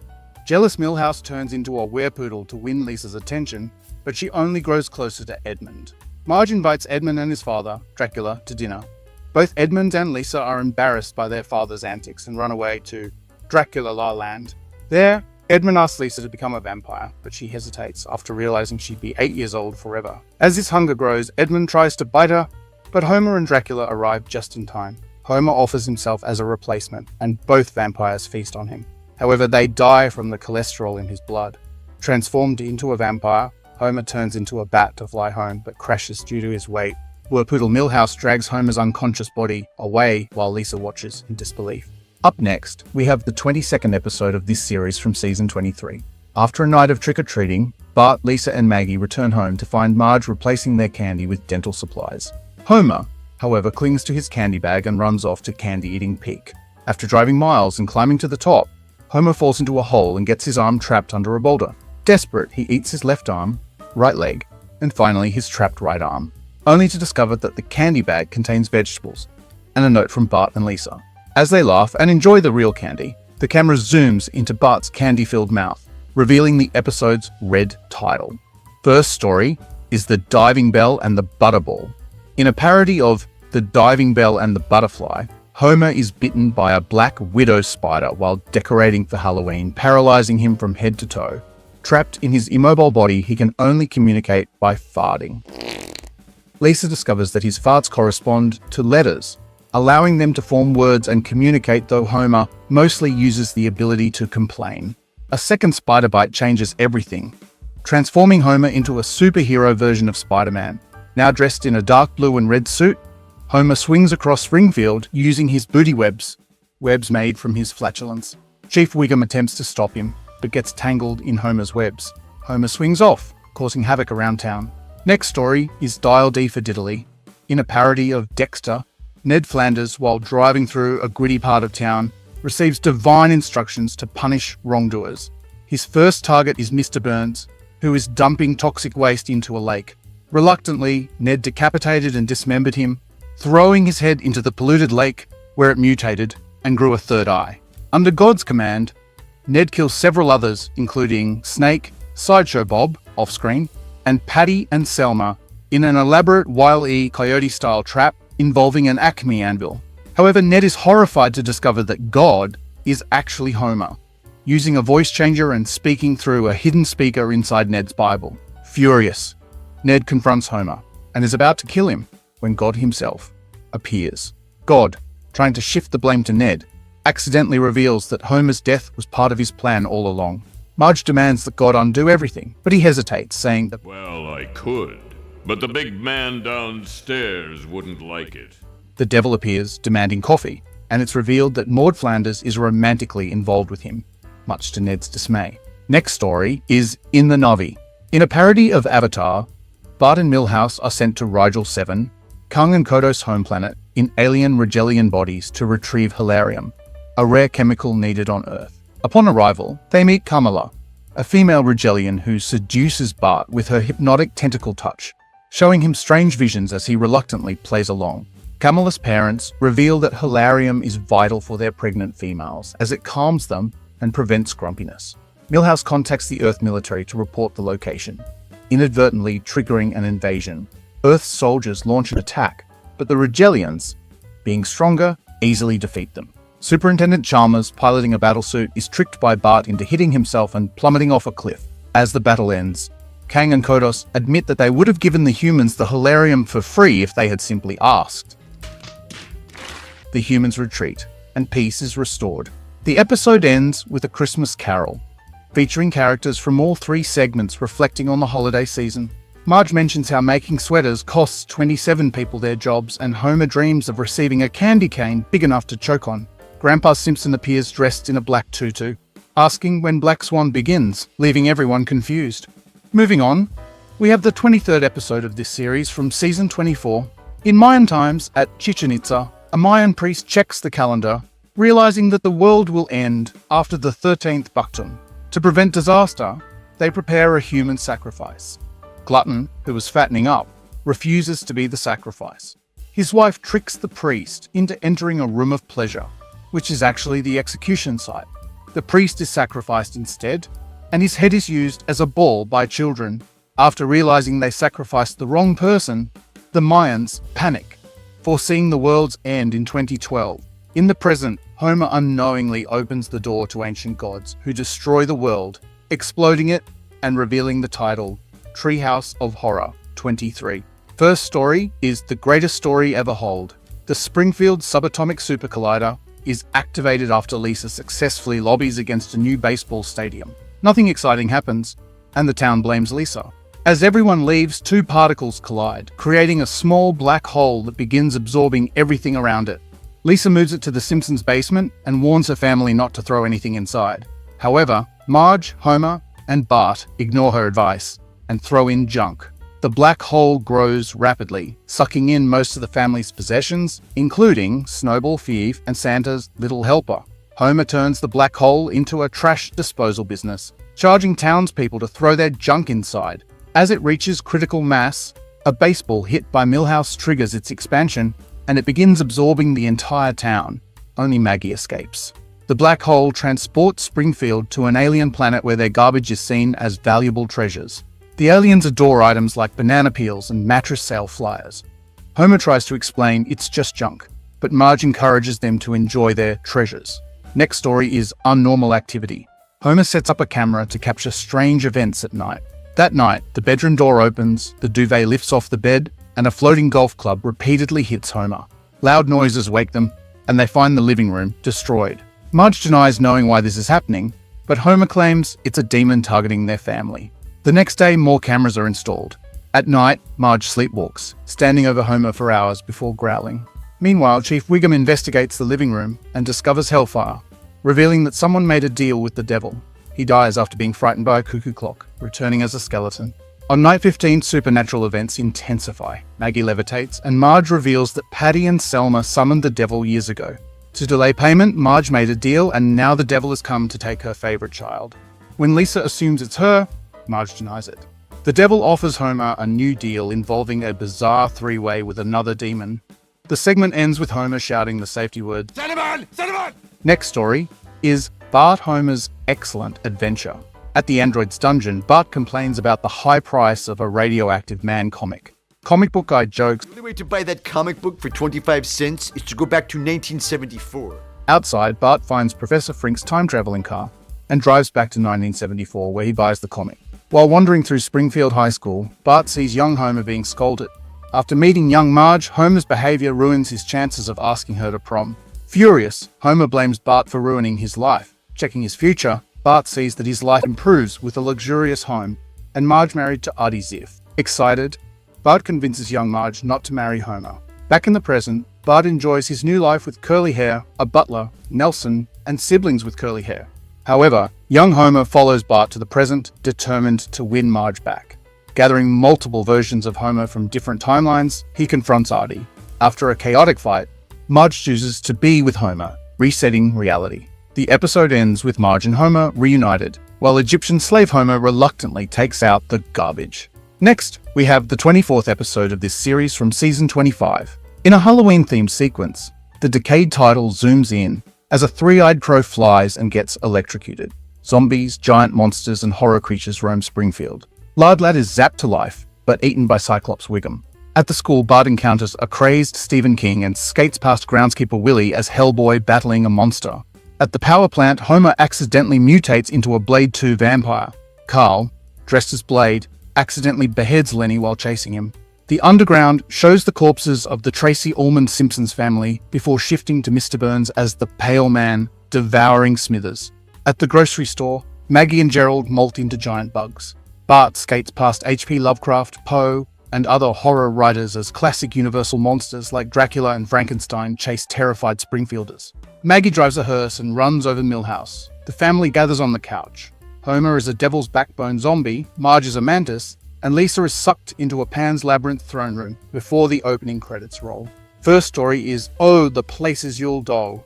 In a parody of Dr. Seuss, the Fat in the Hat arrives when Bart and Lisa are home alone with mumps. He cures them with painful shots before wreaking havoc across town. Grandpa is knocked out, animals are set loose, and the DMV is destroyed, killing Patty and Selma. The Fat robs Moe's bar, takes Apu's candy, and terrorizes the town. Bart and Lisa escape on a candy-fueled ride with Bumblebee Man, but when they return home, the Fat is waiting. Maggie intervenes, attacking the Fat and turning him into a yellow fur rug. The kids rejoice, but Bart warns the mischief isn't over, teasing a sequel. Next story is Dead and Shoulders. Bart is decapitated when his kite gets caught in Arnie Pie's helicopter. Dr. Hibbert attaches his head to Lisa's body, leaving Lisa in control. At home, Homer turns Bart's room into a man cave, and at school, Bart is humiliated during show and tell. The siblings bond during therapy, but Bart discovers that when Lisa sleeps, he can control their body. To maintain control, he drugs her with nappy and laced yogurt. Bart's plan to kill Lisa fails when he ties them to a log at a sawmill. Lisa awakens just in time to force Bart's head under the saw, but she is decapitated as well. Bart's head is attached to Selma's body, and Lisa's head ends up on Krusty, forced to be his comedy partner. Dr. Hibbert is later shown connected to Dr. Nick. Third story is Freaks No Geeks. In a parody of Freaks, Mr. Burnsam's Carnival showcases various sideshow acts, including Marguerite, Marge, Strongman Homer, and Moe. Marguerite defends the mistreated freaks and kisses Moe, who falls in love with her. Strongman Homer, jealous of Moe's affection for Marguerite, schemes to keep them apart. Moe proposes to Marguerite after Homer convinces her that Moe is dying. During their wedding, Marguerite catches Homer trying to poison Moe and abandons him. The freaks punish Homer by tarring and feathering him, transforming him into the world's strongest duck. In a parody of How I Met Your Mother, Homer narrates the story to Bart and Lisa about how he met Marge. Moving on, we have the 25th episode of this series from season 26. Kang and Kodos host a TV special and introduce various celebrity guest stars, only for them to be chopped into pieces that spell out Treehouse of Horror 25. First story is School is Hell. Bart is in detention for spreading rumors about a naked lunch lady. While there, he uncovers an Aramaic inscription on a desk and accidentally burns himself by touching it. He calls Lisa to investigate, who translates the text using an app, and both are teleported to Hell Roads, where they develop demonic appearances. Lisa quickly becomes popular with the mean girls of Hell, living a luxurious life while marveling that it's a cold day in Hell when she is popular. Bart is grabbed by a two-headed demon resembling Skinner and Chalmers and skinned before being thrown into a classroom. Bart excels in his classes by coming up with creative tortures. What if you made the robber eat bags of money until his stomach exploded? Good. Lisa brings Bart a map to escape, but they instead end up in Mr. Burns' office, where he thanks them for using his portal. Back home, Bart asks his parents to enroll him in Hell's school. Marge is hesitant until the principal convinces her that Hell encourages students to succeed. Bart becomes an honor student, excelling in torture and even killing Jimbo Jones. His final test requires him to torture Homer. Though reluctant, Bart is encouraged by Homer, who insists it's the least he can do to make up for not always being there for him. Bart passes with flying colors and graduates as valedictorian, to the delight of his family. A headless, maimed Homer proudly cheers him on. Next story is A Clockwork Yellow. In a parody of A Clockwork Orange, Moe leads a gang consisting of Homer, Lenny, and Carl, causing chaos in the streets of London. Homer falls in love with Marge and quits the gang, leading to its disbandment. Years later, Moe is attacked in a similar style to their old gang's activities and asks Homer to reunite the gang. Lenny and Carl, now policemen, join them. The gang infiltrates a masked orgy reminiscent of Eyes Wide Shut and engages in a massive fight sequence that parodies several Stanley Kubrick films, including 2001, A Space Odyssey, The Shining, and Full Metal Jacket. Kubrick himself is shown in an editing room, complaining about the chaos and demanding the entire film be reshot. Next story is The Others. In a parody of The Others, strange events plague the Simpson household, including mysterious frosty chocolate milkshakes, blood messages on mirrors, and the TV showing Married with Children reruns. Homer summons the ghosts responsible, revealing they are the 1987 versions of the family from the Tracy Ullman Show. The ghost Marge is attracted to modern-day Homer, prompting living Marge to cook her head in the oven to join the ghosts and win back her husband. The ghost Homer becomes jealous and kills the modern Homer with a toaster. Bart fakes his death to become a ghost, but tricks Lisa into killing herself for real. As revenge, her ghost murders Bart. Groundskeeper Willie collects the children's corpses to make stew and possibly kills Maggie as well. Homer ultimately chooses his modern-day Marge over the ghost version. At breakfast, Lisa wonders if there could be other versions of the family due to corporate greed. Suddenly, CGI versions of The Simpsons enter the house, followed by anime versions. Pokemon Maggie, Naruto Bart, Bleach Marge, One Piece Homer, and Attack on Titan Lisa. Adventure Time, South Park, animal versions, Minions, Lego Simpsons, their Sylvain Chomet couch gag forms, and even the characters from Archer. The segment concludes with the 1987 version of Homer trying to take a family photo, echoing the short family portrait from the Tracy Ullman Show. Predictably, the photo is ruined, leaving both families frustrated. Up next, we have the 26th episode of this series from season 27. In an animated opening by John Crickfalusi, Bart, Lisa, and Maggie go trick-or-treating before being ambushed by spirits, including a monstrous Frank Grimes. The spirits steal Bart's soul before Maggie saves him and Lisa. The spirits then chase them home, where the Frank Grimes monster snatches Homer's soul. First story is Wanted Dead Then Alive. In a parody of Reanimator, Bart receives a fake text from Milhouse, only to discover it was sent by Sideshow Bob, who plans to finally kill him. Bob marks an X on Bart's forehead before shooting him with a spear gun. Ecstatic, he celebrates by taking selfies and updating his Fiend Book status to Murderer. Bob then realizes killing Bart was the most fulfilling part of his life and decides to revive Bart repeatedly so he can kill him over and over, trying increasingly creative methods. Lisa and Santa's little helper discover Bob's sinister machine and alert the family, who revives Bart. Bob catches them and threatens them with a shotgun for trespassing. Homer knocks Bob's head off with a lamp and Bart decides to keep Bob's body. Bart reanimates Bob into a monstrous creature with mismatched parts, forcing him to continue teaching at a university filled with rude students. Next story is Homerzilla. In a parody of Godzilla, Grandpa in Springfield, Japan, drops a donut into the ocean daily to appease a sea monster. When Grandpa dies without anyone continuing the ritual, Homerzilla, a massive monster resembling Homer, emerges and destroys the city. Cutting to the present, executives watch the old Homerzilla film and mock it. They decide to produce a modern remake called Zilla, but it flops miserably. Frustrated, they dump the merchandise into the ocean. However, this awakens the real Homerzilla, setting up his return as soon as the world forgets the last disaster. Third story is Telepaths of Glory. In a parody of Chronicle, Bart, Lisa, and Milhouse fall into a hole containing radioactive waste while hiking. The explosion sends them back to the surface, where Lisa and Milhouse discover they have telekinetic powers. Bart, however, is unaffected due to his brain's limitations. Lisa uses her powers sparingly, but Milhouse quickly goes mad with power, causing chaos around Springfield. When Milhouse is struck by lightning, Lisa insists she had no role in it. The family soon discovers that Maggie, using a radioactive rod as a pacifier, also has telekinetic abilities. Her powers are stronger than Lisa's or Milhouse's, making her the most powerful of the group. The episode ends with Kang and Kodos complaining about their small cameo role. They reference their appearance in Treehouse of Horror 3 before flying away in frustration. Moving on, we have the 27th episode of this series from season 28. On Halloween night, Homer drags the family to a Christmas tree lot, declaring that everything is early in America. Suddenly, they're ambushed by Sideshow Bob, Kang, and the ghost of Frank Grimes, all seeking revenge. Before they can attack, a leprechaun distracts them into dancing. Seizing the opportunity, Maggie cuts off their heads and their blood spills onto the ground, forming the title card. Treehouse of Horror, 27. First story is Dry Hard. In a post-apocalyptic Springfield suffering from severe drought, water is tightly controlled by Mr. Burns, who forces children into gladiatorial games to win access to his water reservoir. Lisa's chosen to represent the neighborhood, and Homer volunteers as her coach. At the start of the competition, Ralph Wiggum steps out of bounds and explodes before anything even begins. During the games, Lisa struggles to survive peacefully, but Homer kills two boys who flirt with her. Eventually, Homer falls into a trap, leaving Lisa surrounded by other contestants. She convinces them they don't have to kill one another and instead leads a rebellion against Burns. The children break free, destroy the reservoir, and flood the city. However, they quickly realize that they've wasted all the water.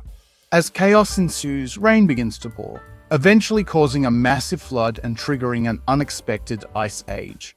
Next story is BFF-RIP. Lisa's playing hide and seek with Janie Powell when Flanders' lawnmower suddenly activates and kills Janie. At the funeral, Sherry and Terry offer to be Lisa's new best friends but are crushed by a falling tombstone. Overwhelmed with grief, Lisa visits a counselor who tries to console her but is killed by a falling painting. Suspicion soon falls on Lisa when Chief Wiggum finds sparkly nail polish at every crime scene. Lisa explains that the nail polish belongs to Rachel, her childhood imaginary friend. Rachel, angry at being abandoned, has returned to kill everyone close to Lisa. When Milhouse tries to comfort her, Rachel suffocates him with a plastic bag. Lisa escapes from jail with Bart's help. Realizing Rachel's next target is Marge, she arrives home just in time to save her mother. Homer distracts Rachel with his imaginary friend, Sergeant Sausage, allowing Lisa to use her imagination to turn Rachel into a dull, married woman. Rachel disappears, and Sergeant Sausage reveals he's indestructible as Homer happily eats him. Next story is Moefinger. While fleeing bullies, Bart stumbles into Moe's tavern and discovers it's secretly the headquarters of a spy agency. Moe reveals that Homer was once their best agent but has been presumed dead. Moe recruits Bart to replace his father, and together they learn that Remo Industries, owned by none other than Homer, is planning a world takeover with a lava machine. Bart confronts his father, who reveals that his evil plan is driven by his desire for beer. When Moe and the other agents arrive, they battle brainwashed workers under Homer's control. Bart narrowly defeats his father, stopping the plan just in time. The segment ends with a James Bond-style musical celebrating the Simpsons' 600 episodes. 600. Up next, we have the 28th episode of this series from season 29. It's Halloween night, and a bowl of candy sits on a porch in Springfield, anxiously waiting for trick-or-treaters to arrive. Butterfinger is panicking about being taken, but Marge Barr reassures him that he's usually the last one picked. Always the last. Oh, Homer! Jokes that even stale raisins get chosen before Butterfinger. One by one, candies get taken. Nelson's Crunch and Kirkish Taffy are snatched first, leaving Apple Lisa untouched, since no one wants an apple in case it has a razor blade hidden inside. Shauna shows up and grabs Senior Mints, who thinks he's off to heaven. But after being devoured, Senior Mints realizes he's stuck with cigarette breath and regrets everything. By the next day, only the Simpson-themed candies remain. Placed on a high shelf, they meet a sad chocolate Easter bunny who warns them they'll be forgotten forever. Oh, Homer eats the bunny's ears, horrifying it. In an ironic twist, the Simpson candies eat the rest of the bunny to end its misery, and the scene closes with chocolate spelling out the Treehouse of Horror 28 title. First story is The Exorcist. In a parody of The Exorcist, Homer accidentally orders a Pazuzu statue from Amazon, thinking it's a pizza. He places the creepy artifact near Maggie's crib, unknowingly unleashing its demonic power. Pazuzu possesses Maggie, who immediately begins wreaking havoc. She kills Helen Lovejoy, locks the guests inside, and takes down Dr. Hibbert after revealing his secret affair with his nurse. Flanders tries to exorcise the demon, but is quickly overpowered and killed. With Maggie tied down using Bible ribbons, the family brings in an Irish Catholic priest who successfully purges the demon. Unfortunately, Pazuzu jumps into Bart's body. Even the demon regrets the possession after realizing how evil Bart's soul truly is. Bart demands horns, and Pazuzu grants his wish, but the horns grow too long and impale Homer's nose. Well, at least it'll get me out of jury duty. The segment ends with him on a jury, muttering his iconic DOH, with a horn sticking through his face. Next story is Coralisa. In a parody of Coraline, Lisa discovers a hidden door in her room that leads to an alternate universe. There, her family greets her with warmth and kindness, but with buttons sewn over their eyes. Although initially tempted to stay, Lisa flees when she learns they want to sew buttons onto her eyes too. But after returning to her real family and witnessing Homer destroy her saxophone to kill a snake, Lisa decides the alternate family might not be so bad. Marge, Bart, and eventually Homer follow Lisa into the alternate world. Bart is accepted immediately, while Marge searches for Lisa. Meanwhile, Homer's encounter with his alternate self turns deadly when alternate Bart is killed, leading alternate Marge to transform into a monstrous spider-like creature. Homer, however, strikes a deal. He brings the alternate family back to help him with chores, leaving alternate Marge to guard the house. Lisa's relieved, noting that things could have been much worse. Third story is Homer. Lisa warns viewers about the disgusting content of the following segment before the story begins. Left home alone while his family goes on vacation, Homer eats everything in the house until only vegetables remain. Desperate for meat, he accidentally cuts off his own finger while grilling and eats it, discovering that he finds himself delicious. This revelation triggers a self-cannibalistic spree as Homer begins cooking and eating various parts of his body. He uses his forehead skin as pizza dough, his eyelashes as seasoning, and even his torso as a pizza crust. When Marge and the kids return, they suspect something strange about Homer's behavior, but he tries to play it off. One night, Marge hears power tools and finds Homer in the kitchen attempting to cook his leg. Horrified, she takes him to an addiction counselor, but Chef Mario Batali convinces Homer to sell his remaining body parts as gourmet ingredients. Soon, Chez Homer becomes the hottest spot in Springfield for self-cannibalism. The segment ends with Homer in heaven, joking with Jesus about how they both became meals for others. Meanwhile, Springfield's residents, inspired by Homer's actions, have embraced cannibalism. Moving on, we have the 29th episode of this series from season 30. In a parody of The Shadow over Innsmouth, the Simpsons visit Fogburyport, home of the legendary green clam chowder. They soon realize it's a trap as they're prepared to be sacrificed to the sea monster Cthulhu. Homer challenges Cthulhu to an oyster-eating contest and surprisingly wins. As a reward, the family eats Cthulhu instead. Homer pokes Cthulhu's ink sac, which bursts and spells out the episode title, Treehouse of Horror 29. First story is Intrusion of the Potty Switchers. In a parody of Invasion of the Body Snatchers, Mapple's underwater base broadcasts a presentation by the late Steve Mobs on screen, introducing new MyPhones. However, Mobs is revealed to be a plant alien plotting world domination. The plant species launches spores towards Earth, one narrowly missing the Planet Express ship, but it explodes on the Orville spaceship. In Springfield, the plant spores take over its citizens, transforming them into plant versions. Plant Otto, for example, now has a marijuana leaf for a head. Comic Book Guy acknowledges this is an homage to Body Snatchers, but quips that the Thing did it first. Bart and Milhouse grow suspicious and flee when a plant version of Comic Book Guy mentions pads.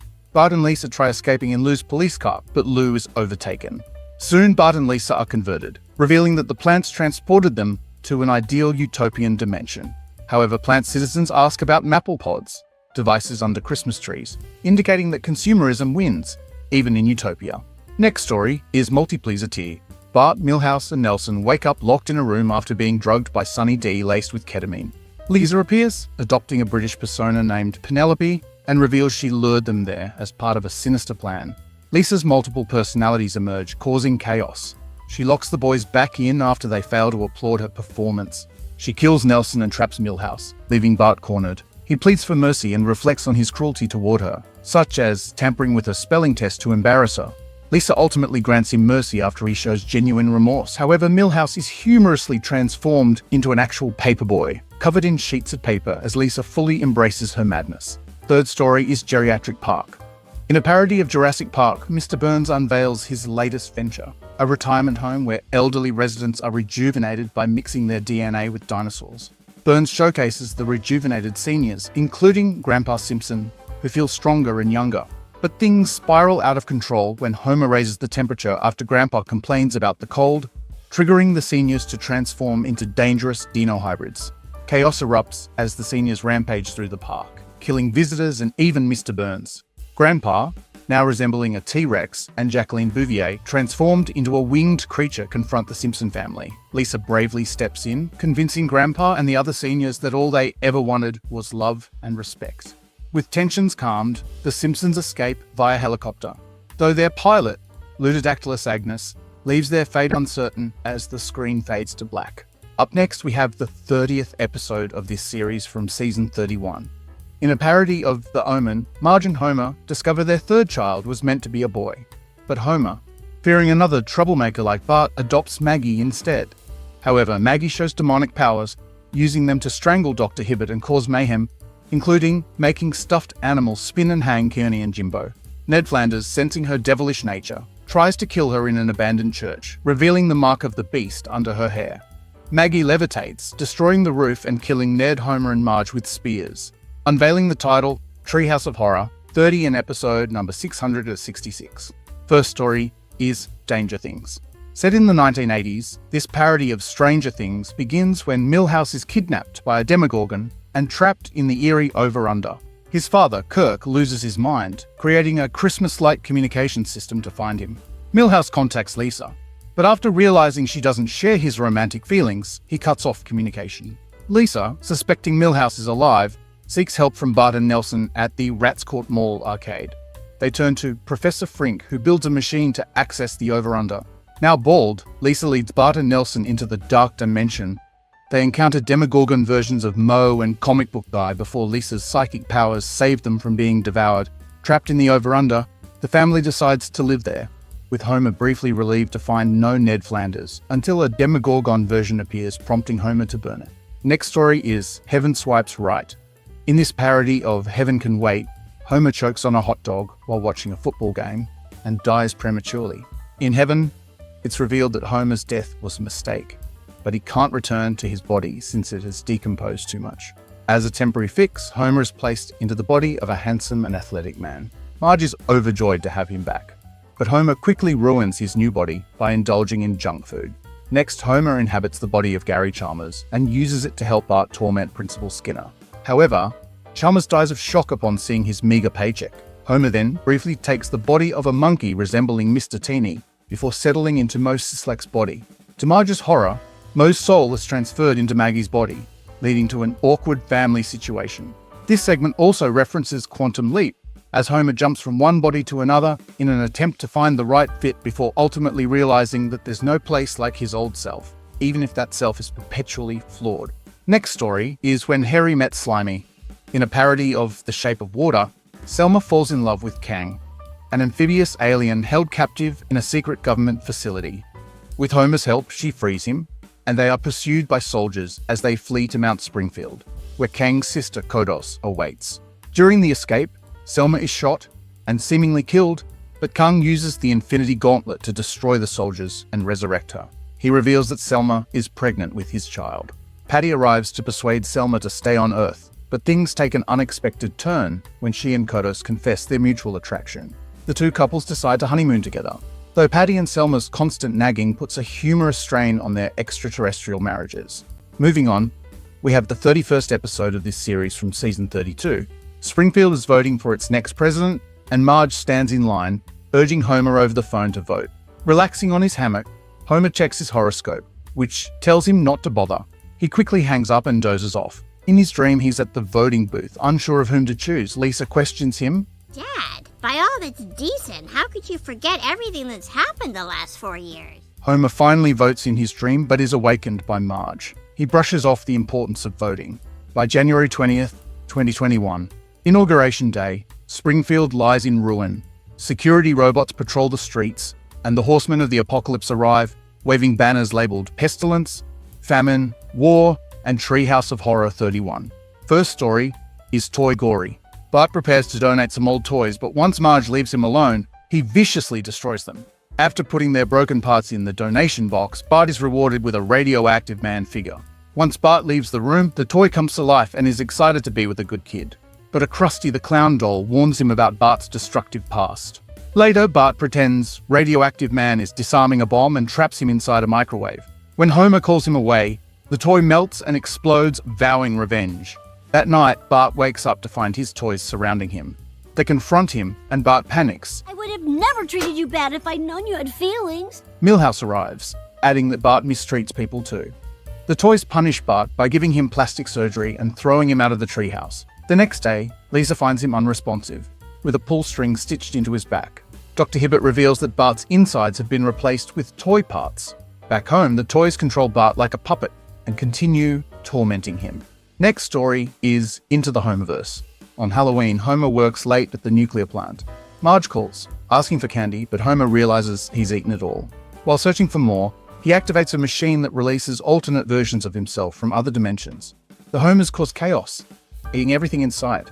Marge struggles to feed them, while Lisa explains that they need to send the duplicates back to their dimensions to fix the timeline. Homer leads them back to the machine, but multiple versions of Mr. Burns and Smithers appear, leading to a brief battle. The machine sucks in most of the duplicates, restoring order. At home, Marge enjoys Detective Noir Homer's company, but he quickly changes into Cat Homer and vanishes. Third story is B9 Rewind. On her 9th birthday, Lisa hopes for a perfect day. But things go wrong when Sherry and Terry mock her party. Didn't realize the theme was being a loser. And a car crashes through the wall, killing her. Lisa finds herself back at her desk, reliving the moment. Nelson appears, revealing that he's also stuck in the same time loop. The two repeatedly die in strange accidents, like falling into a wood chipper and being crushed by the ceiling. They seek help from Comic Book Guy, who lists different ways to break the loop. When nothing works, Lisa and Nelson decide to save each other using their powers. Nelson kills Gil, breaking the loop. The next morning, Lisa wakes up, grateful for her imperfect birthday. The family celebrates, but Ralph is still alive with his head twisted awkwardly. Coming up next, we have the 32nd episode of this series from season 33. The episode opens with a Bambi parody. Bart plays Bambi, Marge is his mother, Milhouse is Thumper, and Mr. Burns is the hunter. Homer and Lenny portray Bambi's father and his friend. After the hunter kills Thumper, He chases Bambi and his mother. Bambi fears his mom has been killed, but she reappears unharmed. Together they kill and eat the hunter. A fairy version of Maggie then appears and reveals the title card. First story is Bong Joon-ho's This Side of Parasite. The Simpsons live in a flooded basement, similar to Parasite. In their flooded basement home, Marge scolds Homer for failing as a provider. Before he can finish defending himself, the ceiling collapses, bringing Hans Moleman with it. Bart shares news of his new tutoring job at a rich household. Homer is shocked when Bart reveals that their home isn't even slightly flooded. Bart begins tutoring Wolfcastle's daughter, though he is distracted by Itchy Scratchy. Wolfcastle fires his butler, and Bart quickly brings Homer in as a replacement. Soon Marge is hired as a maid, and Lisa becomes the art teacher. The Simpsons take over the mansion, enjoying its luxuries until they wreck the place. During a thunderstorm, Kirk Van Houten sneaks back, revealing a hidden basement where his family is living. The Simpsons are accused of being parasites, but soon more Springfield residents emerge from secret passages, accusing each other of freeloading. Violence erupts after Sideshow Mel is stabbed. Lisa tries to promote cooperation, but Moe starts another riot when he opposes socialism. As the battle escalates, Mr. Burns and Smithers watch from above. Burns suggests we should lower the corporate tax rate even further. The next day, Homer remarks that at least their new house has no leaks as Maggie climbs on corpses in a gruesome playground. Next story is Nightmare on Elm Tree. Bart terrifies Lisa and Maggie with scary stories until they hide in their parents' room. Fed up, Homer attempts to chop down Bart's treehouse but passes out after a few swings. A storm animates the tree, which retaliates by kicking Homer. The tree storms a drive-in theater, killing people who laugh at it, and later discovers a Christmas tree farm. Enraged, it revives other trees and wooden objects to join its crusade. The trees spread pollen that incapacitates Springfield's residents. Groundskeeper Willie saws off his arms in confusion, and the trees celebrate by dancing around a corpse-made Christmas tree. Homer wakes, but is promptly knocked unconscious by a wooden bat. Poetic interlude. Vincent Price reads Maggie a story summarizing Bart's mischief throughout the year. Bart's antics include dangerous pranks, theft, property destruction, and even tormenting his family. By the end of the year, Bart's behavior has escalated to absurd extremes. Before Price can finish his narration, Maggie strangles him and peacefully falls asleep. Third story is Dead Ringer. Lisa discovers from Sherry and Terry that she missed a party where everyone watched a cursed TikTok video. The video supposedly kills viewers after 7 days. Terry and Sherry die soon after, and Milhouse, who watched the video 8 times, is stabbed by invisible knives. Seeking answers, Bart and Lisa have Grandpa describe the video's content, which mirrors The Ring. Willie shares the story of Mopey Mary, a girl who died after a cruel Valentine's Day prank.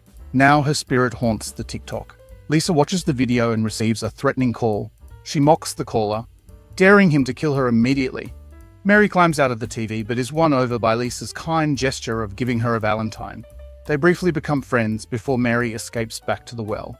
The episode closes with a teaser for Treehouse of Horror 33, featuring a last-minute appearance by Kang and Kodos. Moving on, we have the 33rd episode of this series from season 34. First story is The Pookadook. While choosing a bedtime story for Maggie, Marge finds The Pookadook, a book she doesn't recognize. Despite her hesitation, she reads it at Maggie's insistence but stops when they both get scared. Later, Maggie wakes up terrified after the book mysteriously ends up in her crib. Marge destroys it and throws it away, but it reappears the next morning. She burns it on the barbecue, but a page reveals that burning it helps the book possess her. Now controlled by the Pookadook, Marge sends the family on an overnight trip and hunts Maggie. Maggie hides in the basement and tries to trap it, but her flaming doll and crayon gun fail. The Pookadook slips on a crayon and falls unconscious. Maggie ties it up and tries to reach out to Marge emotionally by showing family photos and gifts. However, the Pookadook breaks free and corners Maggie. Desperate, Maggie touches Marge's cheek, which breaks the possession. Marge coughs up the Pookadook and vacuums it into a cleaner she received as a gift. As Marge and Maggie reconcile, the rest of the family returns home, sick from their trip. Next story is Death Tome. Lisa discovers the Death Tome, a notebook that kills anyone whose name is written inside, as long as their death is unique. She tests it by writing Snake Jailbird's name, and he dies instantly.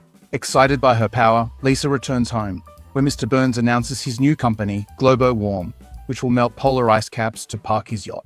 Without hesitation, Lisa writes his name, causing him to fall into a barbecue pit and die. However, Globo Warm's board of directors remains a problem. Lisa kills them in a montage of creative deaths. But a news report reveals that law enforcement suspects murder, thanks to a tip from someone named Elle. Lisa realizes Bart exposed her after discovering the death tone through her diary. Fearing exposure, Lisa pretends to write Bart's name, but instead writes Steve Johnson's The Shinigami who gave her the book. He dies from falling space junk. Thinking she's free, Lisa is transformed into a Shinigami herself. Next story is Simpsons World. Homer, a monorail conductor, gives the family a tour of the park.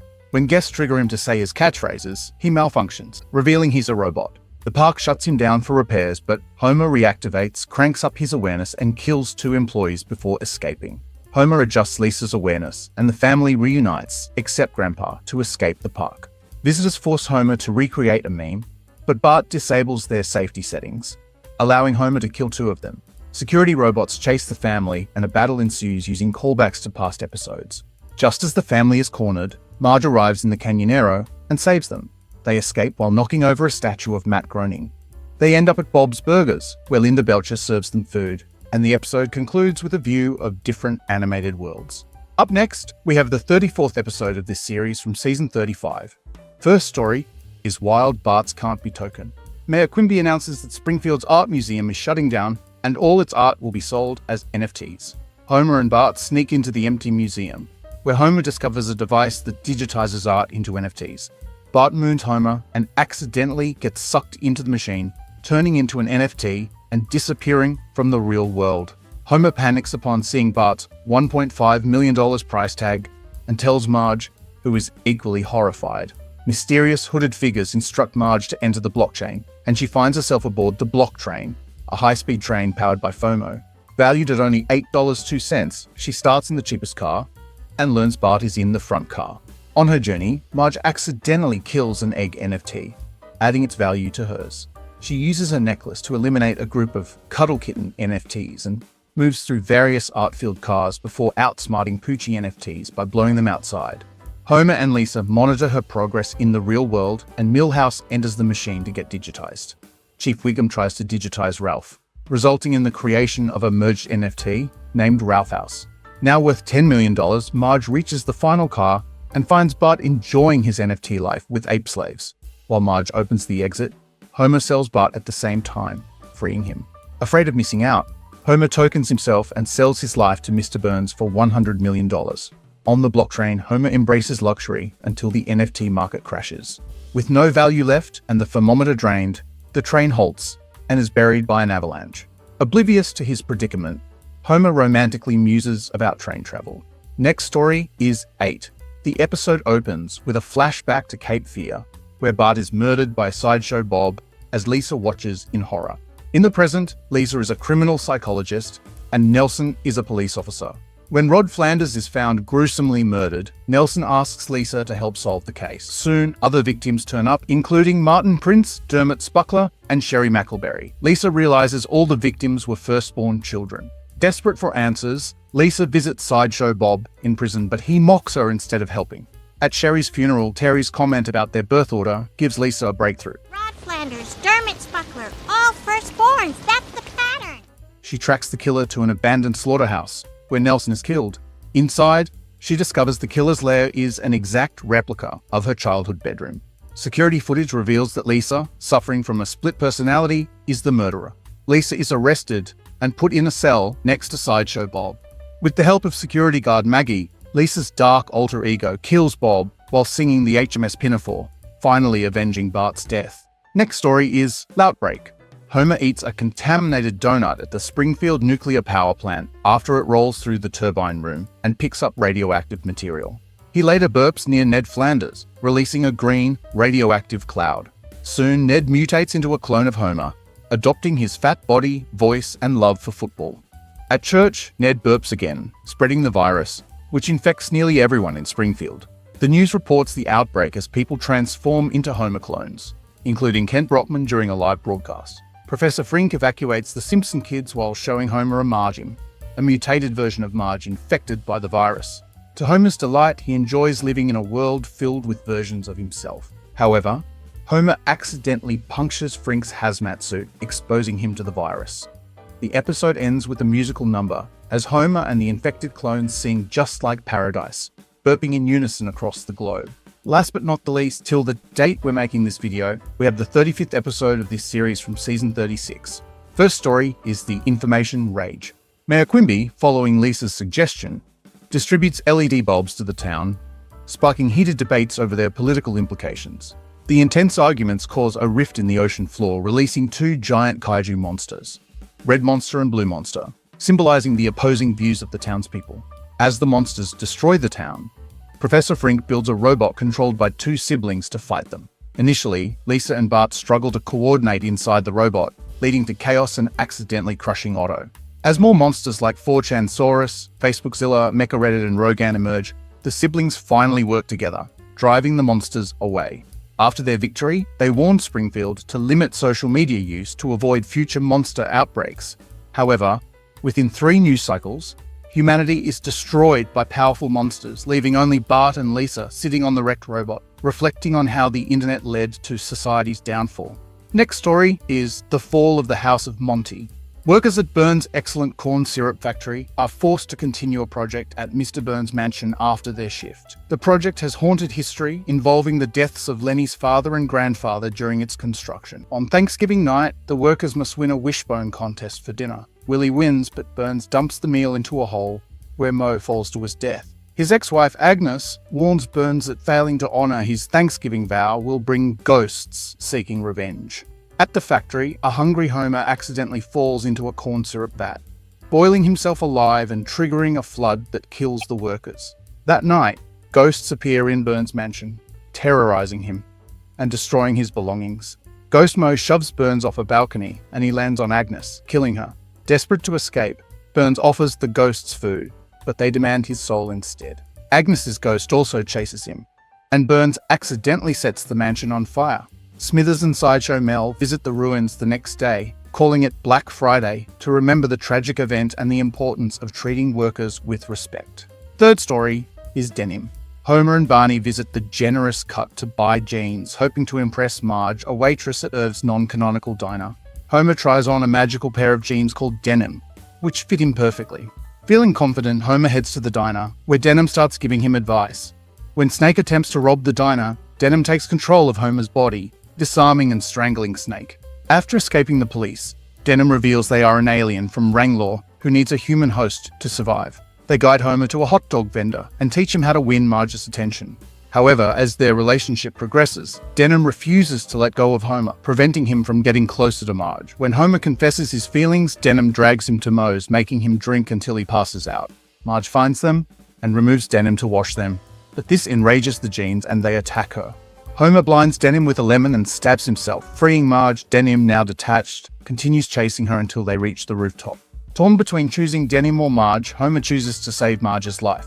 In the end, a rift opens, and a downpour of denims begins to rain upon the planet. With this, we came to the end of this video, so stay tuned with us for more amazing videos on your favorite sitcom, The Simpsons. See you in the next video.